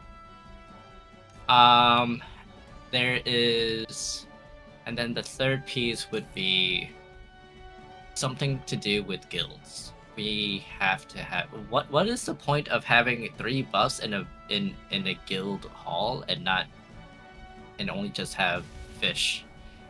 Like, I'm pretty sure the original intent of this was to have the buffs so that I'm dead. PvP, instant death. How did you live? Don't say that because they're gonna freaking try again, man. It's to do something with the guild. The guild is very empty as it is. There's nothing for us to create. There's nothing for us to work towards as a guild, and there's nothing to really accomplish except having activities to clear out raids. There is a need right now in the community to do something with the raids, and if it's something to be customizable or even a set of buffs that you can only have specifically for certain raids, outside of like the 5% boost if certain threshold players can make, like, I don't know, 5% more intelligence stats or whatever, I think those would be it. I think I have one more, which is we have to do something with this empty world. The Asteria as an empty world is literally nobody ever farms there, nobody ever needs to go there. It's so empty that you're only there to farm. That's not true. That's not true, man. The gold pig farmers. Okay, yeah, it's true. It's empty, all right? Yeah, it's empty. It's empty, guys. I'm not gonna beat the bush. No, the gold farming is great incentive for people who are farming for gold piggies. But if you're going to try to incentivize like something, then incentivize killing off the other mobs to get like a rare piece of something, right? Or a rare piece of like wings of like, you know, some flying things, and people can farm for cosmetic. Like, cosmetic rare farming is good. Just don't set it to piggies. Just set it for all the mobs. Right? Then it creates people to like, all right, I'm gonna set up a team and just farm the crap out of all of them. Well, now you're just AFK farming, no? I don't know if that really solves the issue. I get what you mean, though. That is a good approach to add more rewards to enrich the area. But I think we need to still like change one of the core elements of the game, which is just a lot of autoplay. Add more autoplay or add less? Add less autoplay. I was thinking of, I remember a long time ago, before this game was even released in China, I think one of the things that the Maxwell team, we were thinking of brainstorming for these ideas was like, have like maybe dynamic events would be nice. I remember something like from FF14, they had like this fate system, if I recall correctly. It was like a dynamic event where it just made to my knowledge, this is what I was, the info I was given, because I haven't played FF14 yet. I'm probably going to in January, because I heard there's a new expansion. That's probably the best time for me to try it out. The side thing anyways. But to my knowledge, Fates is like this dynamic event that kind of makes it a little bit more immersive for the area. Like it feels like stuff is actually happening in the game, in the area. Is that correct? Yes, that's how that's the Fates, basically just side quest that's happening in real time, and then there's a limited time that you can enter to these, and then you complete it and you get a reward for EXP and also money. And I think it would be better if we do that if it's Unbound Luno. If they do not make the thing here, if they made that bound Luno, that would be a problem. If they made it unbound, that would be a great addition. Because then Fate in this concept would make people want to farm for a certain time, and it generates an alternative way to have players catch up to the whales, because they can farm for unbound Luno to get to where they need to be, alternatively from using life skill. I like that idea. That would solve a lot of um, the whale to free to play disparity. Yeah, I suppose. And then, like, I know that they do inject some stuff into the game, like the ocean cores. I mean, that just means you can slowly farm your ocean weapon. Yeah, It'd be nice. That's why I think this is really good. As long as the reward is unbound Luno. If it's not that and it becomes bound Luno, then it's useless. Nobody will do that. There's no reward to doing that, right? Yeah, the rewards have to be pretty good, I think, for people to want to do it. Armable, yeah. Would this be like a leisure activity where it would be on a set timer during the day? Because it's a specific time for certain areas, and so some fates are more rare than others. One fate would be like once a day or like once a week or something, and then a lot of people will group up to like do this specific fate because they want to have that reward. And the other ones are like dailies, that sort of fate, and that sort of thing too. But if we're bringing that core concept to BPSR, that will be welcomed as long as the reward matches the time and effort to do these things. Yeah. Add exclusive mount in Nightmare Raid 2. Yeah. Yeah, I mean, mount, like, just, you could just infinitely farm the mounts until you get it to drop. That'd be nice. Yeah. Something to keep a reason to keep farming the raids for it, and, you know, to get better at the raids too, so you can consistently clear them to farm it. What was I gonna say? Oh, and selling old junks, please, for the love of God. I still have 1300 season 1 potions. Yeah, like being able to convert a lot of older items to a better tier, for example, season 1 potions and food items would be nice. Nice way to get rid of them. And oh, I remember what I was gonna talk about. Yeah, the activity having to be rewarding enough. Yes, 100%. I think a lot of activities in this game are not that rewarding. They do need to improve on that, I feel like. The only rewards you get is Mahjong. What do you get in Mahjong? Titles? A title, some cosmetics, and that's it. And like 1 or 2 legendary modules? Cool. Yes. And you also get some experience in Mahjong, because I'm pretty sure a lot of people here haven't played Mahjong before. I wanted to create a Mahjong tournament, but with how everything is, I don't think it's possible right now. Yeah, same. I'm on the same boat. It probably, to help you out here, it's probably gonna be season 3. Early on in season 3 is probably the best time when you can host a Mahjong tournament, since there's not a lot going on until way later on in season 3. Yeah, I concur. Okay, so TLDR, like, can you just say your 3 things again that you say that would improve the game instantly? Like, just say them in like 1 sentence each. I think it's 4 things. It's just increasing more dungeons that is outside of the 6. Have it more rotational so that it has kind of like a reason to beat the old ones.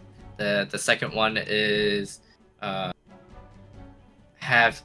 do something with the guild, having something more cosmetic or custom designed, and or creating a bigger set of events for guild only things so that people can have something to do.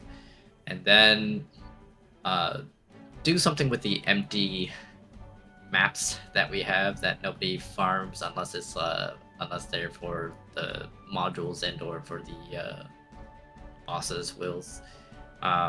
We have to do something with that. It's too empty. And then the last one is to do with bringing back old raids, making it harder. Yeah. So more raids, more dungeons, more stuff with guild, and the third one, oh, open more reason to go open world exploration. Correct. Yes. Okay. Yes. Yeah. Those, like the open world exploration, yeah, that's definitely has been something that's been talked about amongst the community anyways for since the start of the game. I mean, it's great to point out a lot of these issues that were relevant even like several months ago, because I think it paints a more of a target on what the issues really are still in this game that probably many people agree about. I mean, again, there's a lot of issues that the game has, guys, where, I mean, we all know it, but like just narrowing it down, I think, is probably the best way to approach this issue to resolve each one. I mean, for me, it's gonna have to be the Imagines. That is something I've always been talking about since the Chinese beta. That the Imagines are gonna be one of the big things that people are gonna talk about if it's not changed to be more friendly to people who don't swipe a lot. And yeah, they haven't changed it at all. And, you know, surprise, everyone's freaking talking about it. And now they're talking about the human Imagines that are power creeping the older Imagines. I mean, sure, it's not like needed to swipe for those, but like if you want to deal the top damage and actually like have a good chance at clearing the high master modes, you know, because that's the content that you're gonna be locked into, because there's not gonna be that much content just like in season 2, then you're gonna need these human Imagines. It's gonna be really hard otherwise to clear them without having some really super whales in your party. So yeah, I think Imagines is being letting people like obtain Imagines more easily is something I've been talking about for too long, and still to this day I still have the same opinion that they need to change that, change the way that you're able to obtain Imagines, and just like other resources in general, but like mainly the Imagines, I think. We just make unbound Ludo farmable. That's to resolve that. Yeah, I guess you can also slowly transfer that into bound resorts that you can also use for the gacha, Imagine gacha. Yep. Yeah. That's the way to do it. Oh, and like if you don't know, like a lot of Chinese, they don't even want to switch off of Icicle. Like I heard you said you don't want to switch off from Icicle. That's gonna be like one of your main classes. I mean, for China, a big reason for a lot of people not wanting to switch is because they already built Boyce. They don't want to swipe another like couple K plus USD or equivalent to USD for another Imagine. They want to use their Boyce, so they're gonna stay Icicle. They don't want to use Boyce on like another class, unfortunately. So they're locked in. But then yeah, like I have a T4 Rorola. Oh shoot! Wow. I wish I had a Rorola. Building slowly into T5 Rorola. I'm probably going to be saving all my resources for the Wind Dragon in season 3. But then like I also need Rorola, but then like it's fine. I'll just build freaking Iggy and Boyce and call it a day. Surely Boyce on Yido is okay. It's not gonna be amazing, but it'll be okay.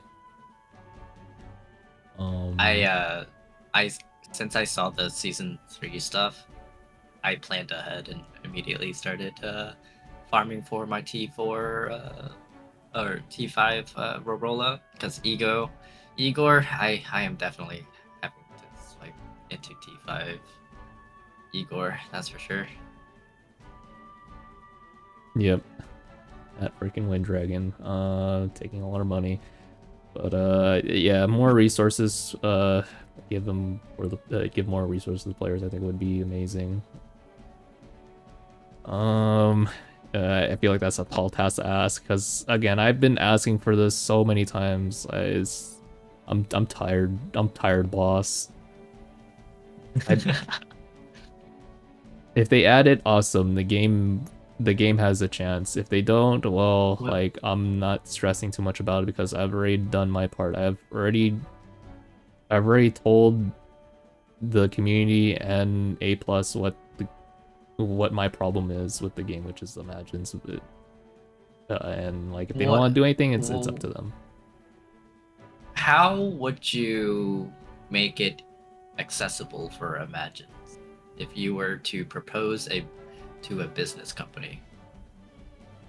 See, that's the thing. It's like all the options is gonna like probably be less monetization, which you know the upper echelon in the business doesn't want to hear that. I get where they're coming from. They don't want to hurting their monetization. Like to them, it doesn't sound good, but to us, it sounds like it's something that the game needs. I don't know. That's why I said what I said. Just make Bound Luno farmable, so it takes the threshold of making it easier resources to get what you want for that. A lot of the gacha does have that kind of style implementation where it is farmable to an extent that you can get those, and I think to your point, it's not obtainable because there's not enough resources to get these SSRs. So to combat that, it's just Bound Luno, just making it more accessible to farm it. Where if you farm any of the mobs, sure, make it 5 Bound Luno, Unbound Luno, or 10 Unbound Luno, and just make them farm it all. AFK farm if they have to. Just make it so that, or just do the fates, make it Unbound Luno, just do that, or make that all of the raids accumulates with Unbound Luno, like $10,000, $10,000, Jesus, 10,000 Unbound Luno, per raid completion, which equates to like a couple 100,000 to Unbound, and then you convert that to Bound Lunos, and then you have a bunch of resources because if you do it on a weekly basis, you'll farm up, save up, and that is exponential too, which gives you more access to farm those wills easier.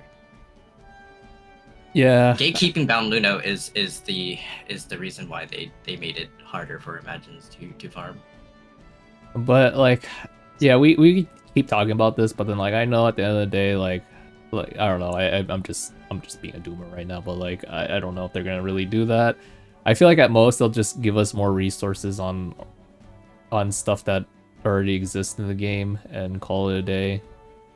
But we'll see what happens. But I think we can both agree. I think everyone in chat too can agree that we do need something to be changed. Anything. It doesn't even have to be what we talked about right now in the podcast. It could just be anything related to the resource accumulation right now for a lot of things like Imagines or modules or even like ocean cores. But I don't know. Maybe I'm asking for too much for ocean cores. But like just at least those two, the first two, would be awesome. I agree with you on the Imagines being more obtainable or accessible, because it's very difficult to get the players where they need to be. But I wonder if a player from season 3 that's new and they start to come in, would they be able to reclaim everything from season 1, 2, and be able to get their season 3 Imagines to match up with the rest? No? Okay. No. Only modules. Imagine materials, really? Yeah, good luck. I'm telling you, it's the #1 issue that I think this game struggles with is the Imagines and just resource accumulation in general. It's just not a good experience for someone that doesn't want to spend hundreds or even thousands of dollars. On that note, let's try to end this with like some positivity though. What like I know Yeah. there's a lot of freaking negativity in this game. I understand that. At the end of the day, we're just players. We just kind of voice our opinions, and then we either move on from the game or we just stay with it the way it is and just enjoy it for what it is. For me personally, I'm just enjoying it for the way it is.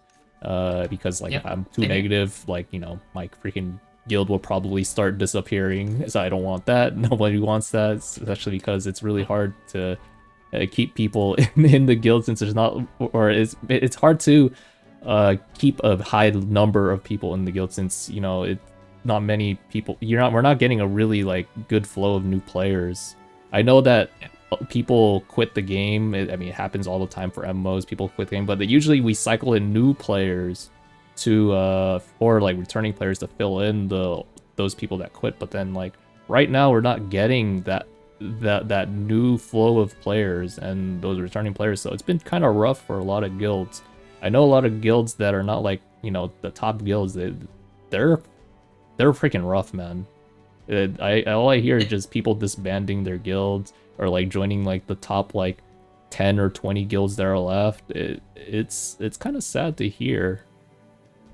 I don't know how my guild is surviving, to be honest. We're only at we just now went from our lowest for this season alone is like we went down as low as 61 members, but our activity online is like in the high 50s. We just now barely broke 78, and it's we are not a top guild, but that's okay.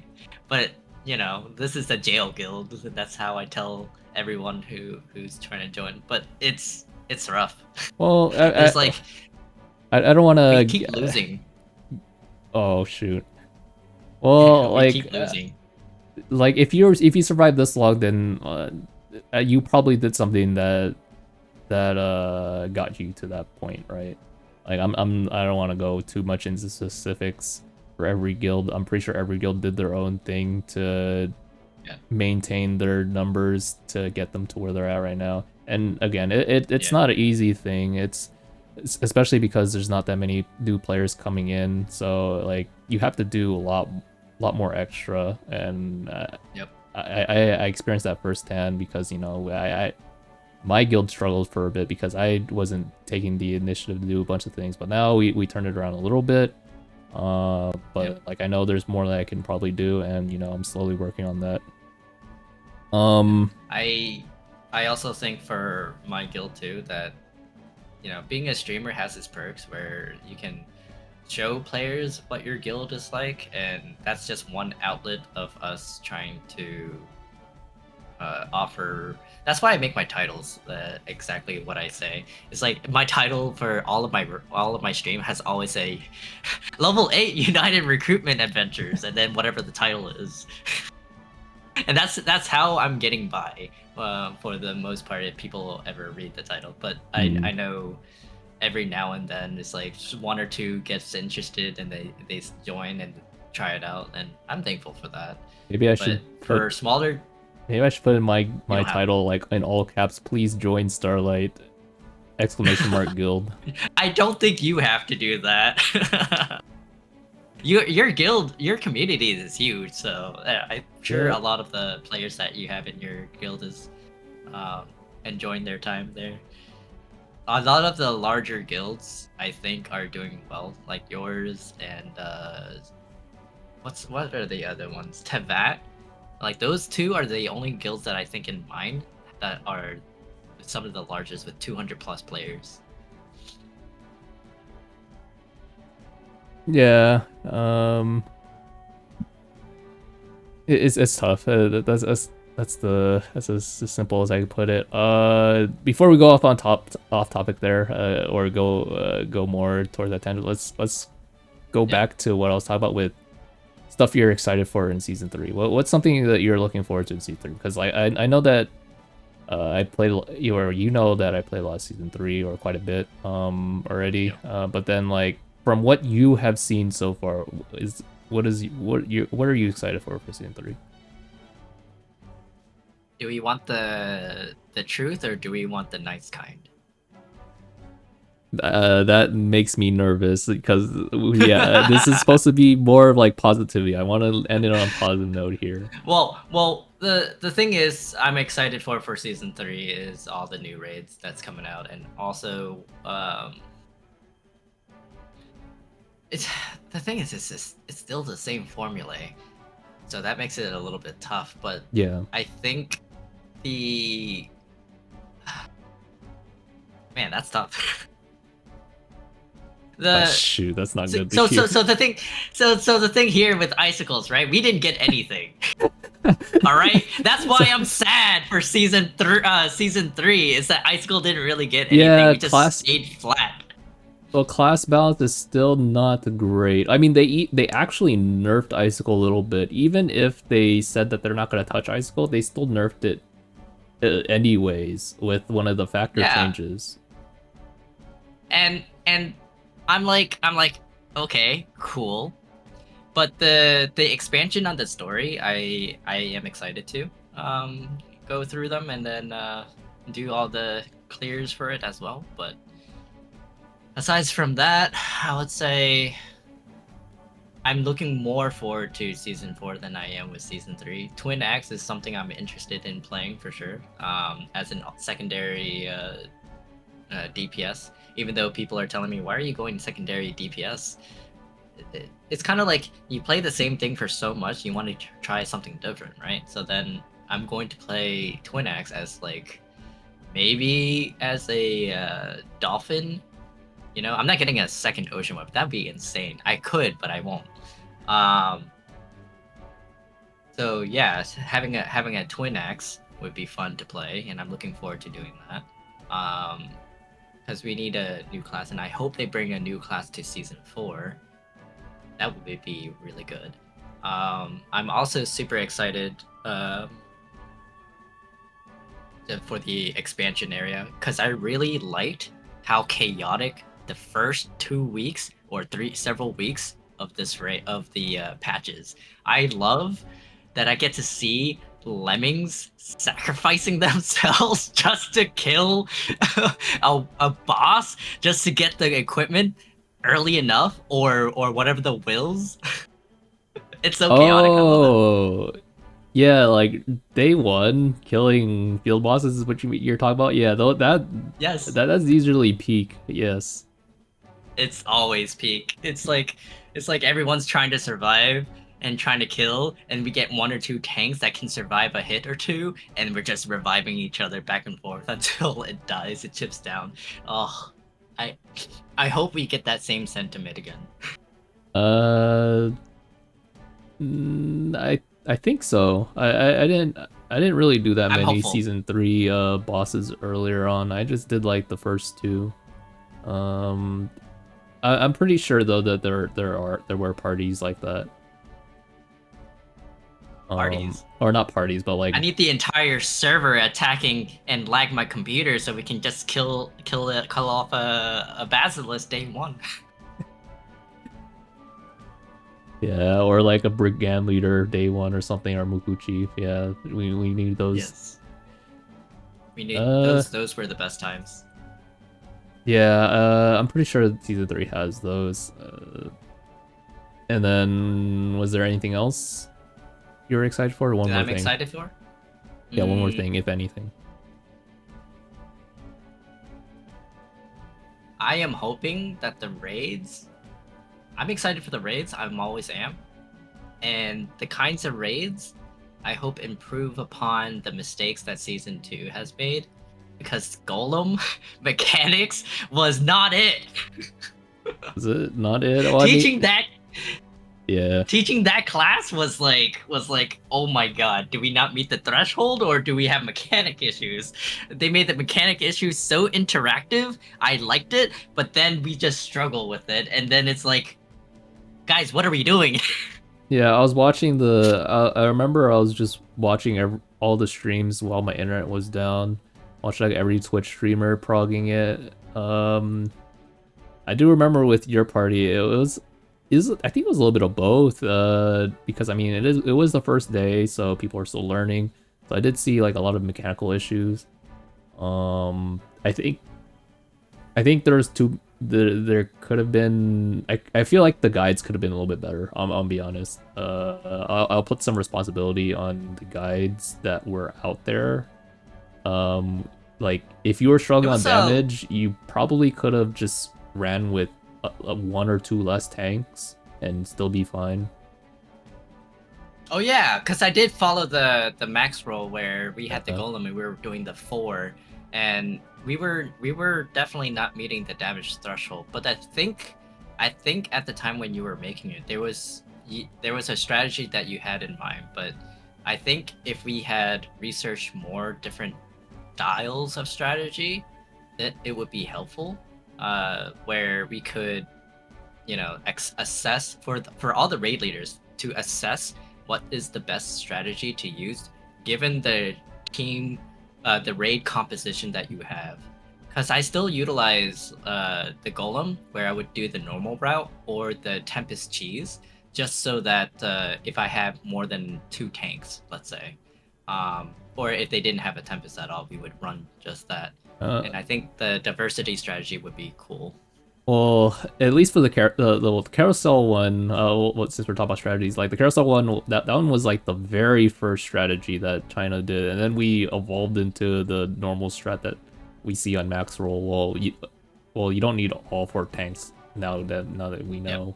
Yep. You can run it with like 2 or even 1 if you wanted to. But then like I heard that China never had the Tempest strat before because you were not able to pull the mobs. So that was more of a global exclusive a way to doing the mech. Yeah. The day 1 Golem Nightmare was... I still think day 1 Robo is harder than Golem day 1. Doing the normal strat for Nightmare Robo was I think it's just the I think it's just damage check was it was with the added addition of like you can't really overgear the Nightmare Robo, so it's a lot harder. It's 4 hours was my first completion for Nightmare class 0, and then that's pretty good. That's pretty good. That's pretty good, I think. I feel like you understand that there's probably a lot of parties out there or a lot of victims out there that don't have access to an ocean weapon user in their parties, so they probably take way longer than 4 hours. I guess I forgot what it's like. What it's like without connections, without an ocean, being just starting from actual 0. I mean there's like, and this is MMO, keep that in mind. Like a lot of people, like they don't like socializing, they just like the idea of like people being around. So like there's definitely a lot of people out there that don't watch the streams here, they don't watch us they don't like look at the main Discord, they don't have real active guilds, so they're just plugging everything, and it's probably tough for them. That's why I encourage a lot of the raid leaders to be on callouts, right? And it's very important to have patience and call out for majority of the players who are like new or on mobile. Did you know I had to make a separate strategy on Nightmare Capra specifically for mobiles, where I had a guildmate who wasn't able to render certain things in time, and what I had to do was that, for example, the annihilation part, I had to make purple players jump up and down so that the mobile players knew that their lines would go to that line for number 6, so that they can save themselves. That was insane, and it worked. Like, that's pretty cool. You have to think outside the box strategy for certain mobile players to like succeed in each of your raid, and I need a lot of the raid call leaders to like think outside the box to solve these problems in their raids, so that it can succeed for a lot of the mobile players. And so I'm realizing because of this, I get more mobile players in my raids, and I have to consider if they are or not. Oh, okay. Hey, Lumiere. We're just mid podcast. Hopefully you had a good stream. Welcome everyone. Yeah, that's crazy. Yeah. I feel like I would have made it more complicated and just had people blast fireworks, man.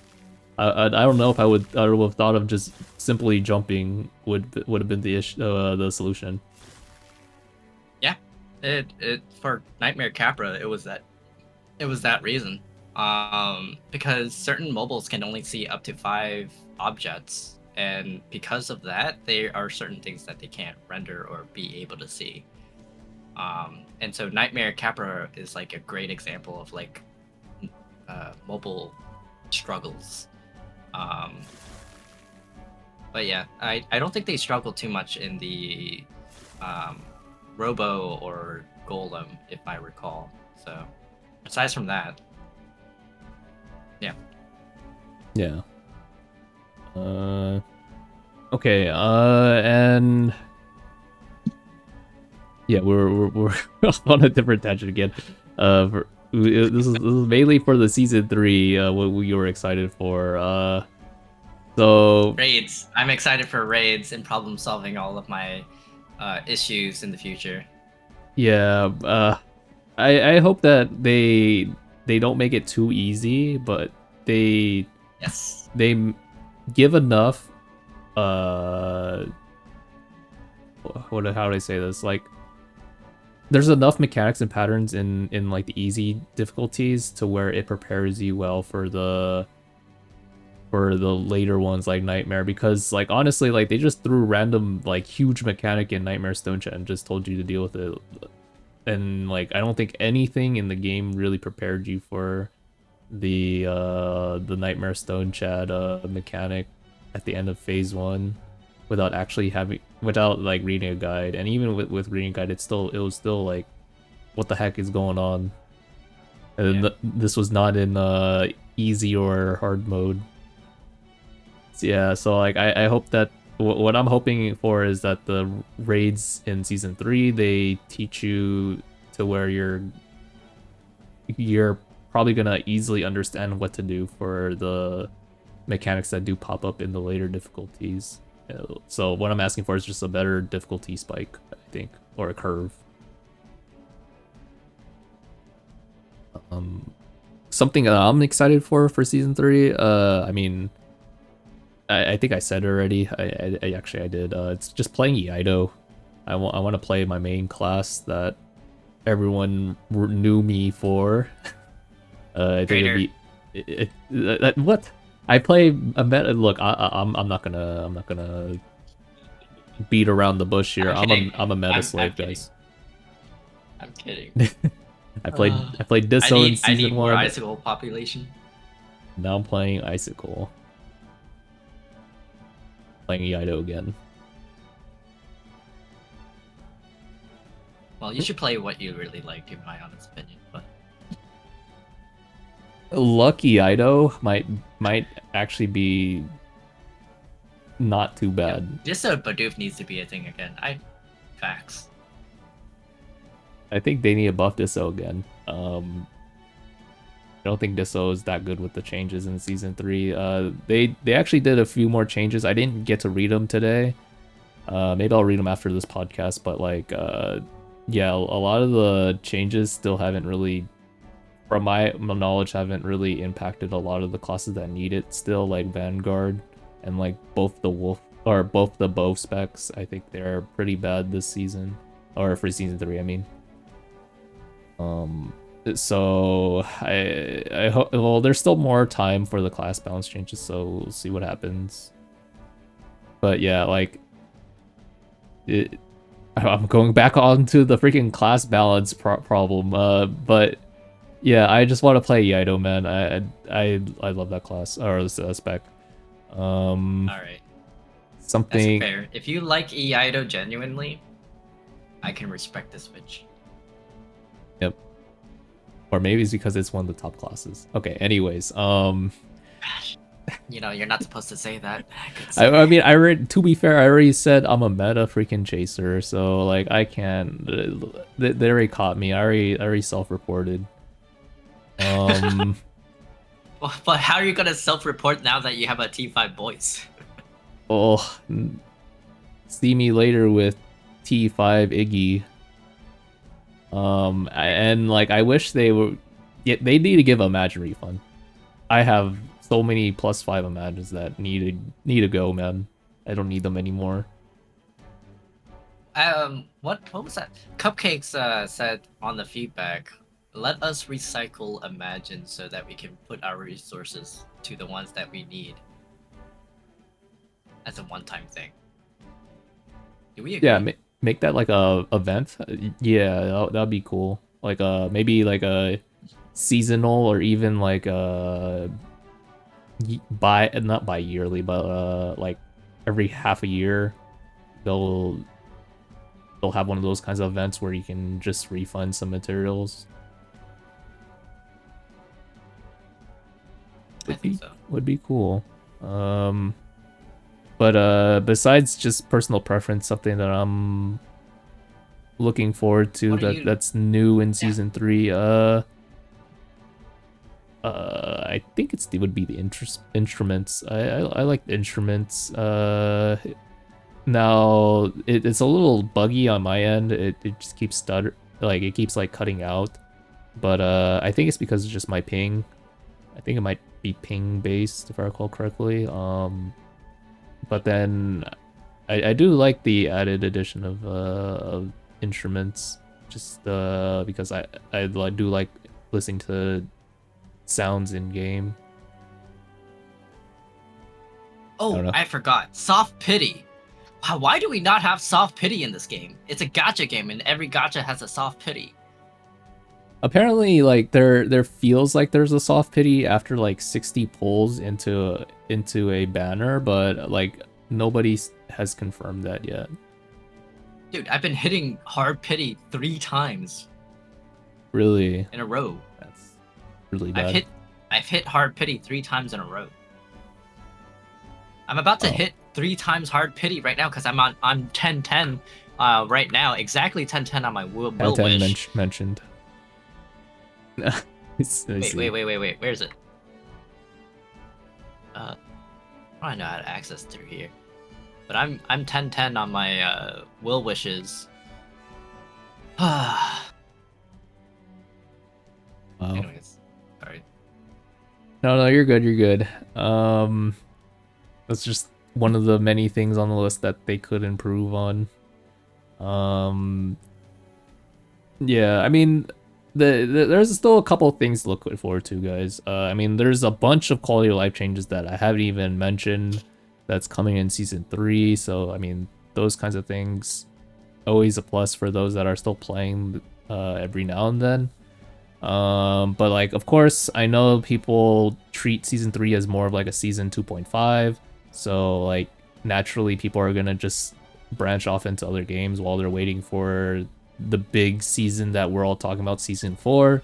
So are there any MMOs or games that you're interested in, Elemental, that you might want to play in the side? No, none right now, because none of the MMOs that I see are I'm looking for an anime MMO. This is the only anime MMO that I'm interested in playing, because the prior anime MMO that I played was like, what's that Korean one? Closer's Online. And then after that was what? It was another anime MMO that was like really up there, but then they made it too pay to win. Crystal Battling? Besides Closer's Online. I'm sorry? Crystal Battling? I feel like that one kind of looks like anime. No. Freaking, I used to play it like crazy. I gotta research this really quick. Well, while you're researching that, I'll go over some of mine. Like, right now I'm just kind of on an old MMO world tour. Because like I think it's the perfect time since my freaking internet keeps dying. There's nothing I can do, man. Like, oh my goodness, it's really bad. Soul Worker. Is it Soul Worker? That sounds Soul really Worker. that isn't that really old? Yes. And I thought we were talking about like recent MMOs that were here. That was Okay. the last time I played an MMO. It was Closer Sunlight and Soul Worker. Dang, I remember playing Soul Worker for a little bit, just only the storyline though. I didn't really get into it. I forgot why, but maybe it was because I was like practicing Lost Ark stuff. But I Soul remember, Worker was basically this game. It's instant space. yeah, but it was like way more instance based. The way I remembered it, but again, I only played the tutorial part, like not tutorial, but like the leveling part. I remember I just went into like this very small hub area, then it was like some kind of like station like area, and then you just went into these like instance dungeons. It's kind of similar to Crystal Atlan in some way, but then like Soul Worker was more instance for sure. But back to your MMO that you're playing. You're on the old MMO tour. Yeah, so like I was playing a little bit of old school RuneScape on the phone, and then I was going to modern MapleStory to see like how they're doing. Yeah, I started like on a Oh, I fresh. really want to talk about that. I started on a freaking fresh account, man. In Challenger World. Well, Challenger World's over now, but like I got pretty far. I think it was like it was like H Saren solo for those that know where that is in progression. That's pretty much the start of mid game. That's I think that's pretty good. And I haven't played the game in like 10 plus years, so I don't know a lot of these boss mechanics and what the heck they do. I just look at guides, and oh my goodness, the guides, guys, they're like 50 plus minutes long for like a single boss fight. I'm like, oh my goodness. And then I'm like over here just taking like a whole crash course because I'm like in like 1 week I unlock like 3 different bosses that I can probably min clear. I'm like, okay, well now I have to learn each one of them. It was pretty fun though. But then like I know that it has like a lot of monetization to it. I think I, I think people have just they just beat around the bush. They don't want to like they're fine with the monetization with Maple. I'm like surprised that I spend way less in there than I do in like BPSR. BPSR, I feel like I'm spending way more. It's kind of crazy. I I like BPSR, and I still do genuinely. Oh yeah, yeah, of course. Same here. I like this game because not just the community that I've been playing with too, but like my own guild and meeting a lot of like kind and nice players around that like to mess around too has been very fun to do. So at Yeah, least that's one thing I'm looking forward is that the same kind of players that I continue to see. I hope I can continue seeing them in the next season as well. yeah. That's kind of the hopes that we all have for sure. I hope that I see a lot of my guildies going into like season 3. I know definitely that people will drop. I mean, I'm just prepared for that.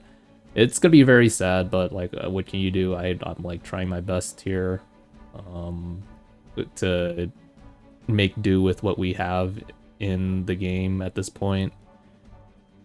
Yeah, well, we're just gonna have to see what happens. Again,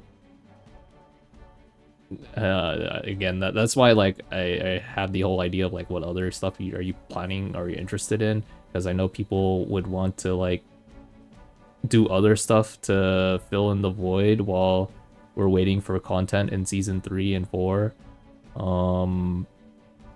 Yeah, like something I'm excited for, it would be like classic Maple, because I played a Maple a lot back in the day, classic Maple.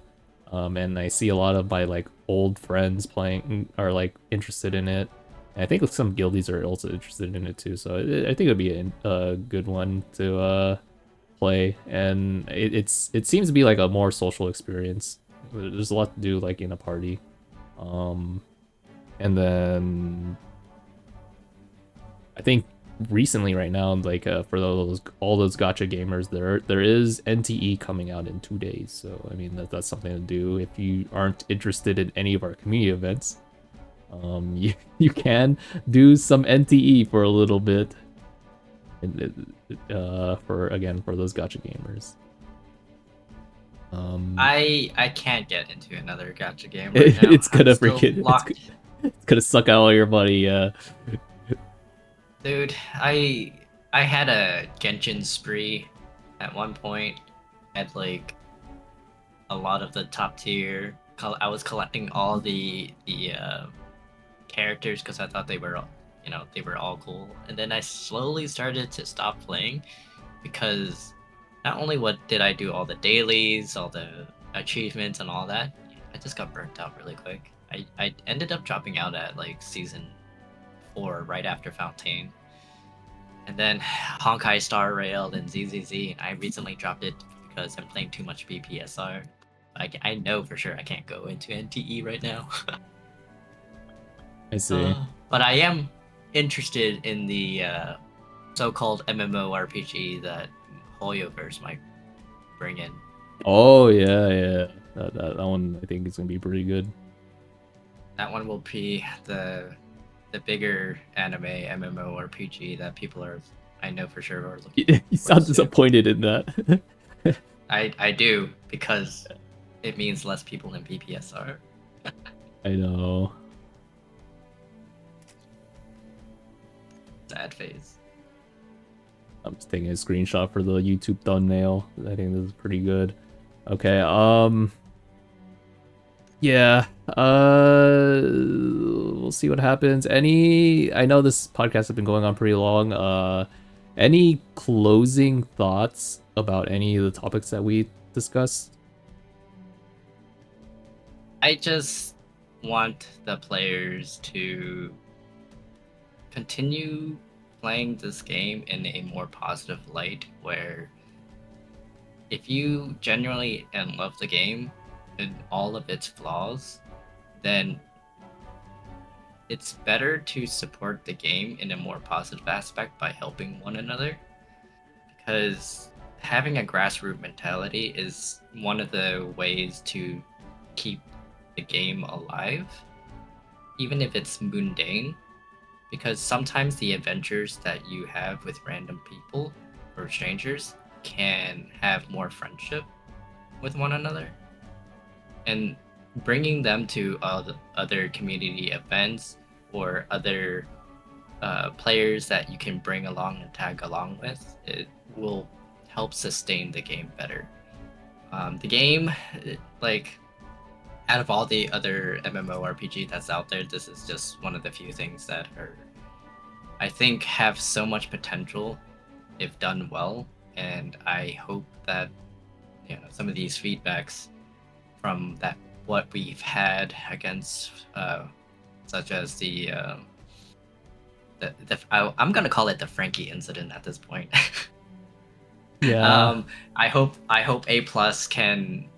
can understand that it shouldn't be backpacking on the community event to carry the runs or the game, but it should be also the community manager's job to help sustain the game into a better light, because otherwise sustaining the game is going to be very difficult on the players, because not everyone will see this game in the perspective of players who genuinely are okay with the flaws that's in this game.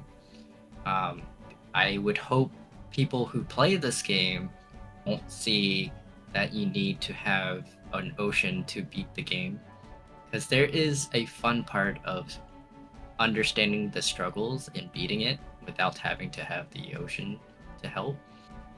But there's nothing wrong with having an ocean to help with your clears and things like that. So don't feel bad or wrong that the disparity of this game. Yes, it's fundamentally wrong. Yes, it's fundamentally there's a lot of flaws behind, or what's that favorite word I used to call it? disparity between oceans and free to play, but it's hard to look past that. So again, just be accepting that the business is there. Yeah, I mean, and you do not. I didn't mean to cut you off, but like, yeah, I mean, like, from what I'm hearing, like, you are trying your best with the problems that the game has. It's tough, man, but like, I know there's still quite a bit to be kind of like happy for the game. Yeah, there is. Yeah. Just be there for the community. Just be there with the people that you have. Make new adventures, make new friends, and then just have a good chat. You know? Like the one that we're having right now. Exactly. With both of our communities here. We should do this once in a while. Yep. I miss doing this with my Max Roll group. They kind of stopped after that Saint Tone podcast. This was pretty good. I wish I had better internet. My internet has been freaking dropping again. Yeah, it really sucks as a freaking content creator, man. I don't know what to do. I'm at a loss. But that's a different topic, not for this podcast to talk about. But yeah, I you just should have it with other community leads. Ooh, maybe with my Starlight and Moonlight team, and we'll just call it the leader emergency meeting or something. I don't freaking know, but yeah, that'd be cool. Yeah, my closing remark is that I like you said, like, just be more positive about a lot of things. Don't be like very negative, openly negative. I mean, that's probably better saved for just feedback in general, and like to be sent in a different channel. A lot of my guildies are just here because they still enjoyed the game, so I'm like, I'm not gonna like bother them with like what my issues are with the game. I'm just gonna just keep it to myself most of the time, unless the topic's brought up. And my last closing thought is like, guys, give hell to A+, all right? Like, at the end of the day, like, I was just doing a harmless community event, a succulent community event, all right, for just in-game titles. Not like I didn't. At the end of the day, like, it was they specify that the outcomes of the event for my community event is like weight is shouldered on me, but then it was their decision. They made a choice to cancel the event. Like, my event, or even Elemental's event, had it didn't force them to cancel a mentor event. They chose to do it. Like, that's not an outcome from our event. They canceled the event? Or like, not event, but like they like, maybe I worded it in a wrong way, but like the way they worded it, like, it seems like they could have made a mentor event, but they chose not to, right? Is what the Frankie post did. Oh, okay. Yeah. Okay, guys, okay. Yeah. You might want to reword that. Yeah. Like, okay, let me bring back up the thing real quick before everyone starts bringing up misinfo. I accidentally spread misinfo there myself, but like pretty much from the way this is worded, it's implied that there could have been a mentor event. But because they are collaborating with, like, they're pretty much talking about the community events, they chose not to. It seems we won't be running a mentor event. So they chose not to, right? Is what I'm trying to say. Like give the feedback to them. Like, we need more resources. We need more not community events, but like, we need ways for like the community to actually get more resources like rose orbs. That way, and like that way, people in the community aren't all pitchforks up in arms on all these community events. Because right now, like even after I post this like podcast on YouTube, and assuming people look into it, it's like people will still blame this community event, and maybe they'll even blame Elemental's community event. I mean, it sucks, but like that's what's probably gonna happen still, and it's just upsetting that it just feels like the blame is placed on us now, and like it feels like as a content creator, it feels bad. Like it feels like I took away the resources from you guys because but then like at the end of the day, it's like it's A Plus's decision to do it, but it still rubbed me the wrong way, and I hope you guys can understand that. Like I would also like to get more resources too. I'll see if I can add more. I can add resources to like the lower tiers of the Massive Score event, but like Rose Orb, but we'll see. I think what they did, that was there was no, they didn't think about it in hindsight, and that's unfortunate. But I still think there is a way to recoup this, and hopefully there's no wrong in your part. You didn't know, I didn't know that this would come to this, and this is like one of those things where when it already had happened, it exploded way more than it needs to be, right? And hopefully when this, goes under the bridge and all, like these feedbacks that we have going through all of it, I hope people realize that it wasn't intentional. And also, I think that your event is also a good event where people can work towards too, because the point of our events here is just to fill up the gap that people are struggling to find content towards. And you're doing a service for the community in order to have something more to do without having this weird dead zone where people are leaving because there's nothing to do. So yeah, I mean your event also is good too. Like I see that again, it's for M17. I mean M17 is like is a lot more accessible, but obviously like probably for some classes it's still going to be a problem. Like wolf bow, it's still probably going to be not that spectacular of a performance from classes like that. But I mean, it's still really accessible. I mean, yeah, it's just something on the side to do. But yours gives resources, man. It is, people will complain like, "Hey, I can't get these resources."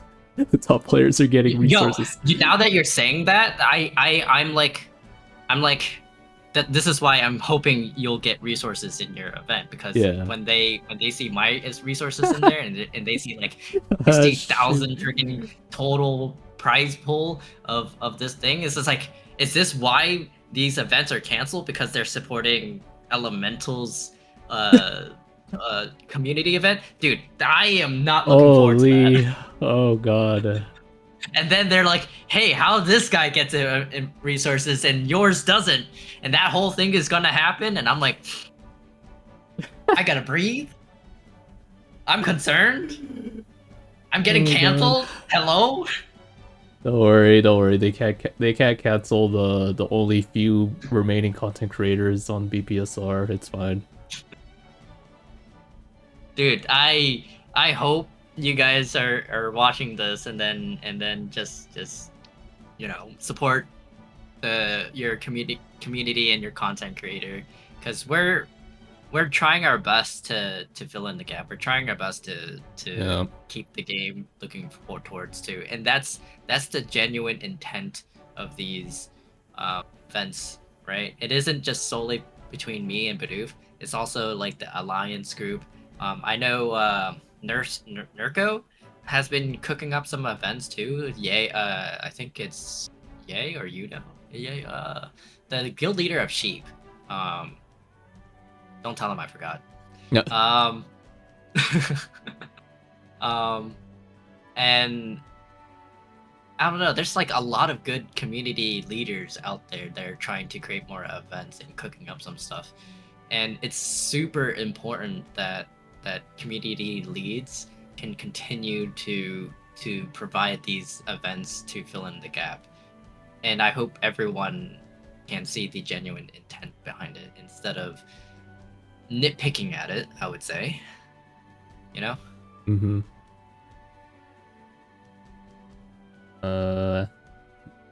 Bro, I looked at the runtime of this. This is 2 hours. This is almost 3 hours. I hope the viewers that are watching the video portion of it reach the end of this. If you did, I humbly thank you very much for listening into all the problems and drama that this game has right now. And by the way, special thanks for Elemental for coming by. I'm pretty sure he didn't know how long this was gonna go on for. I honestly didn't know how long this was gonna run for. I mean, a 3-hour podcast is pretty normal in my opinion. Yeah, but I don't know. Well, I don't know. We don't really have that many podcasts in BPSR. I don't know if that's gonna like. You gotta think of the audience, right? The attention span. I don't know if people are gonna sit down and watch it for 3 hours. Oh no, that's why you do the short clip version of it, right? What's the short clip version? The TLDR. Just 10 minutes over cap of the whole conversation, and then link it with like the full version of it, with the lines that are said on each one. Oh, that's more work. Oh no. This is honestly, why I'm not a YouTuber. Guys, how about if you just watch it while you're farming your M20s, okay?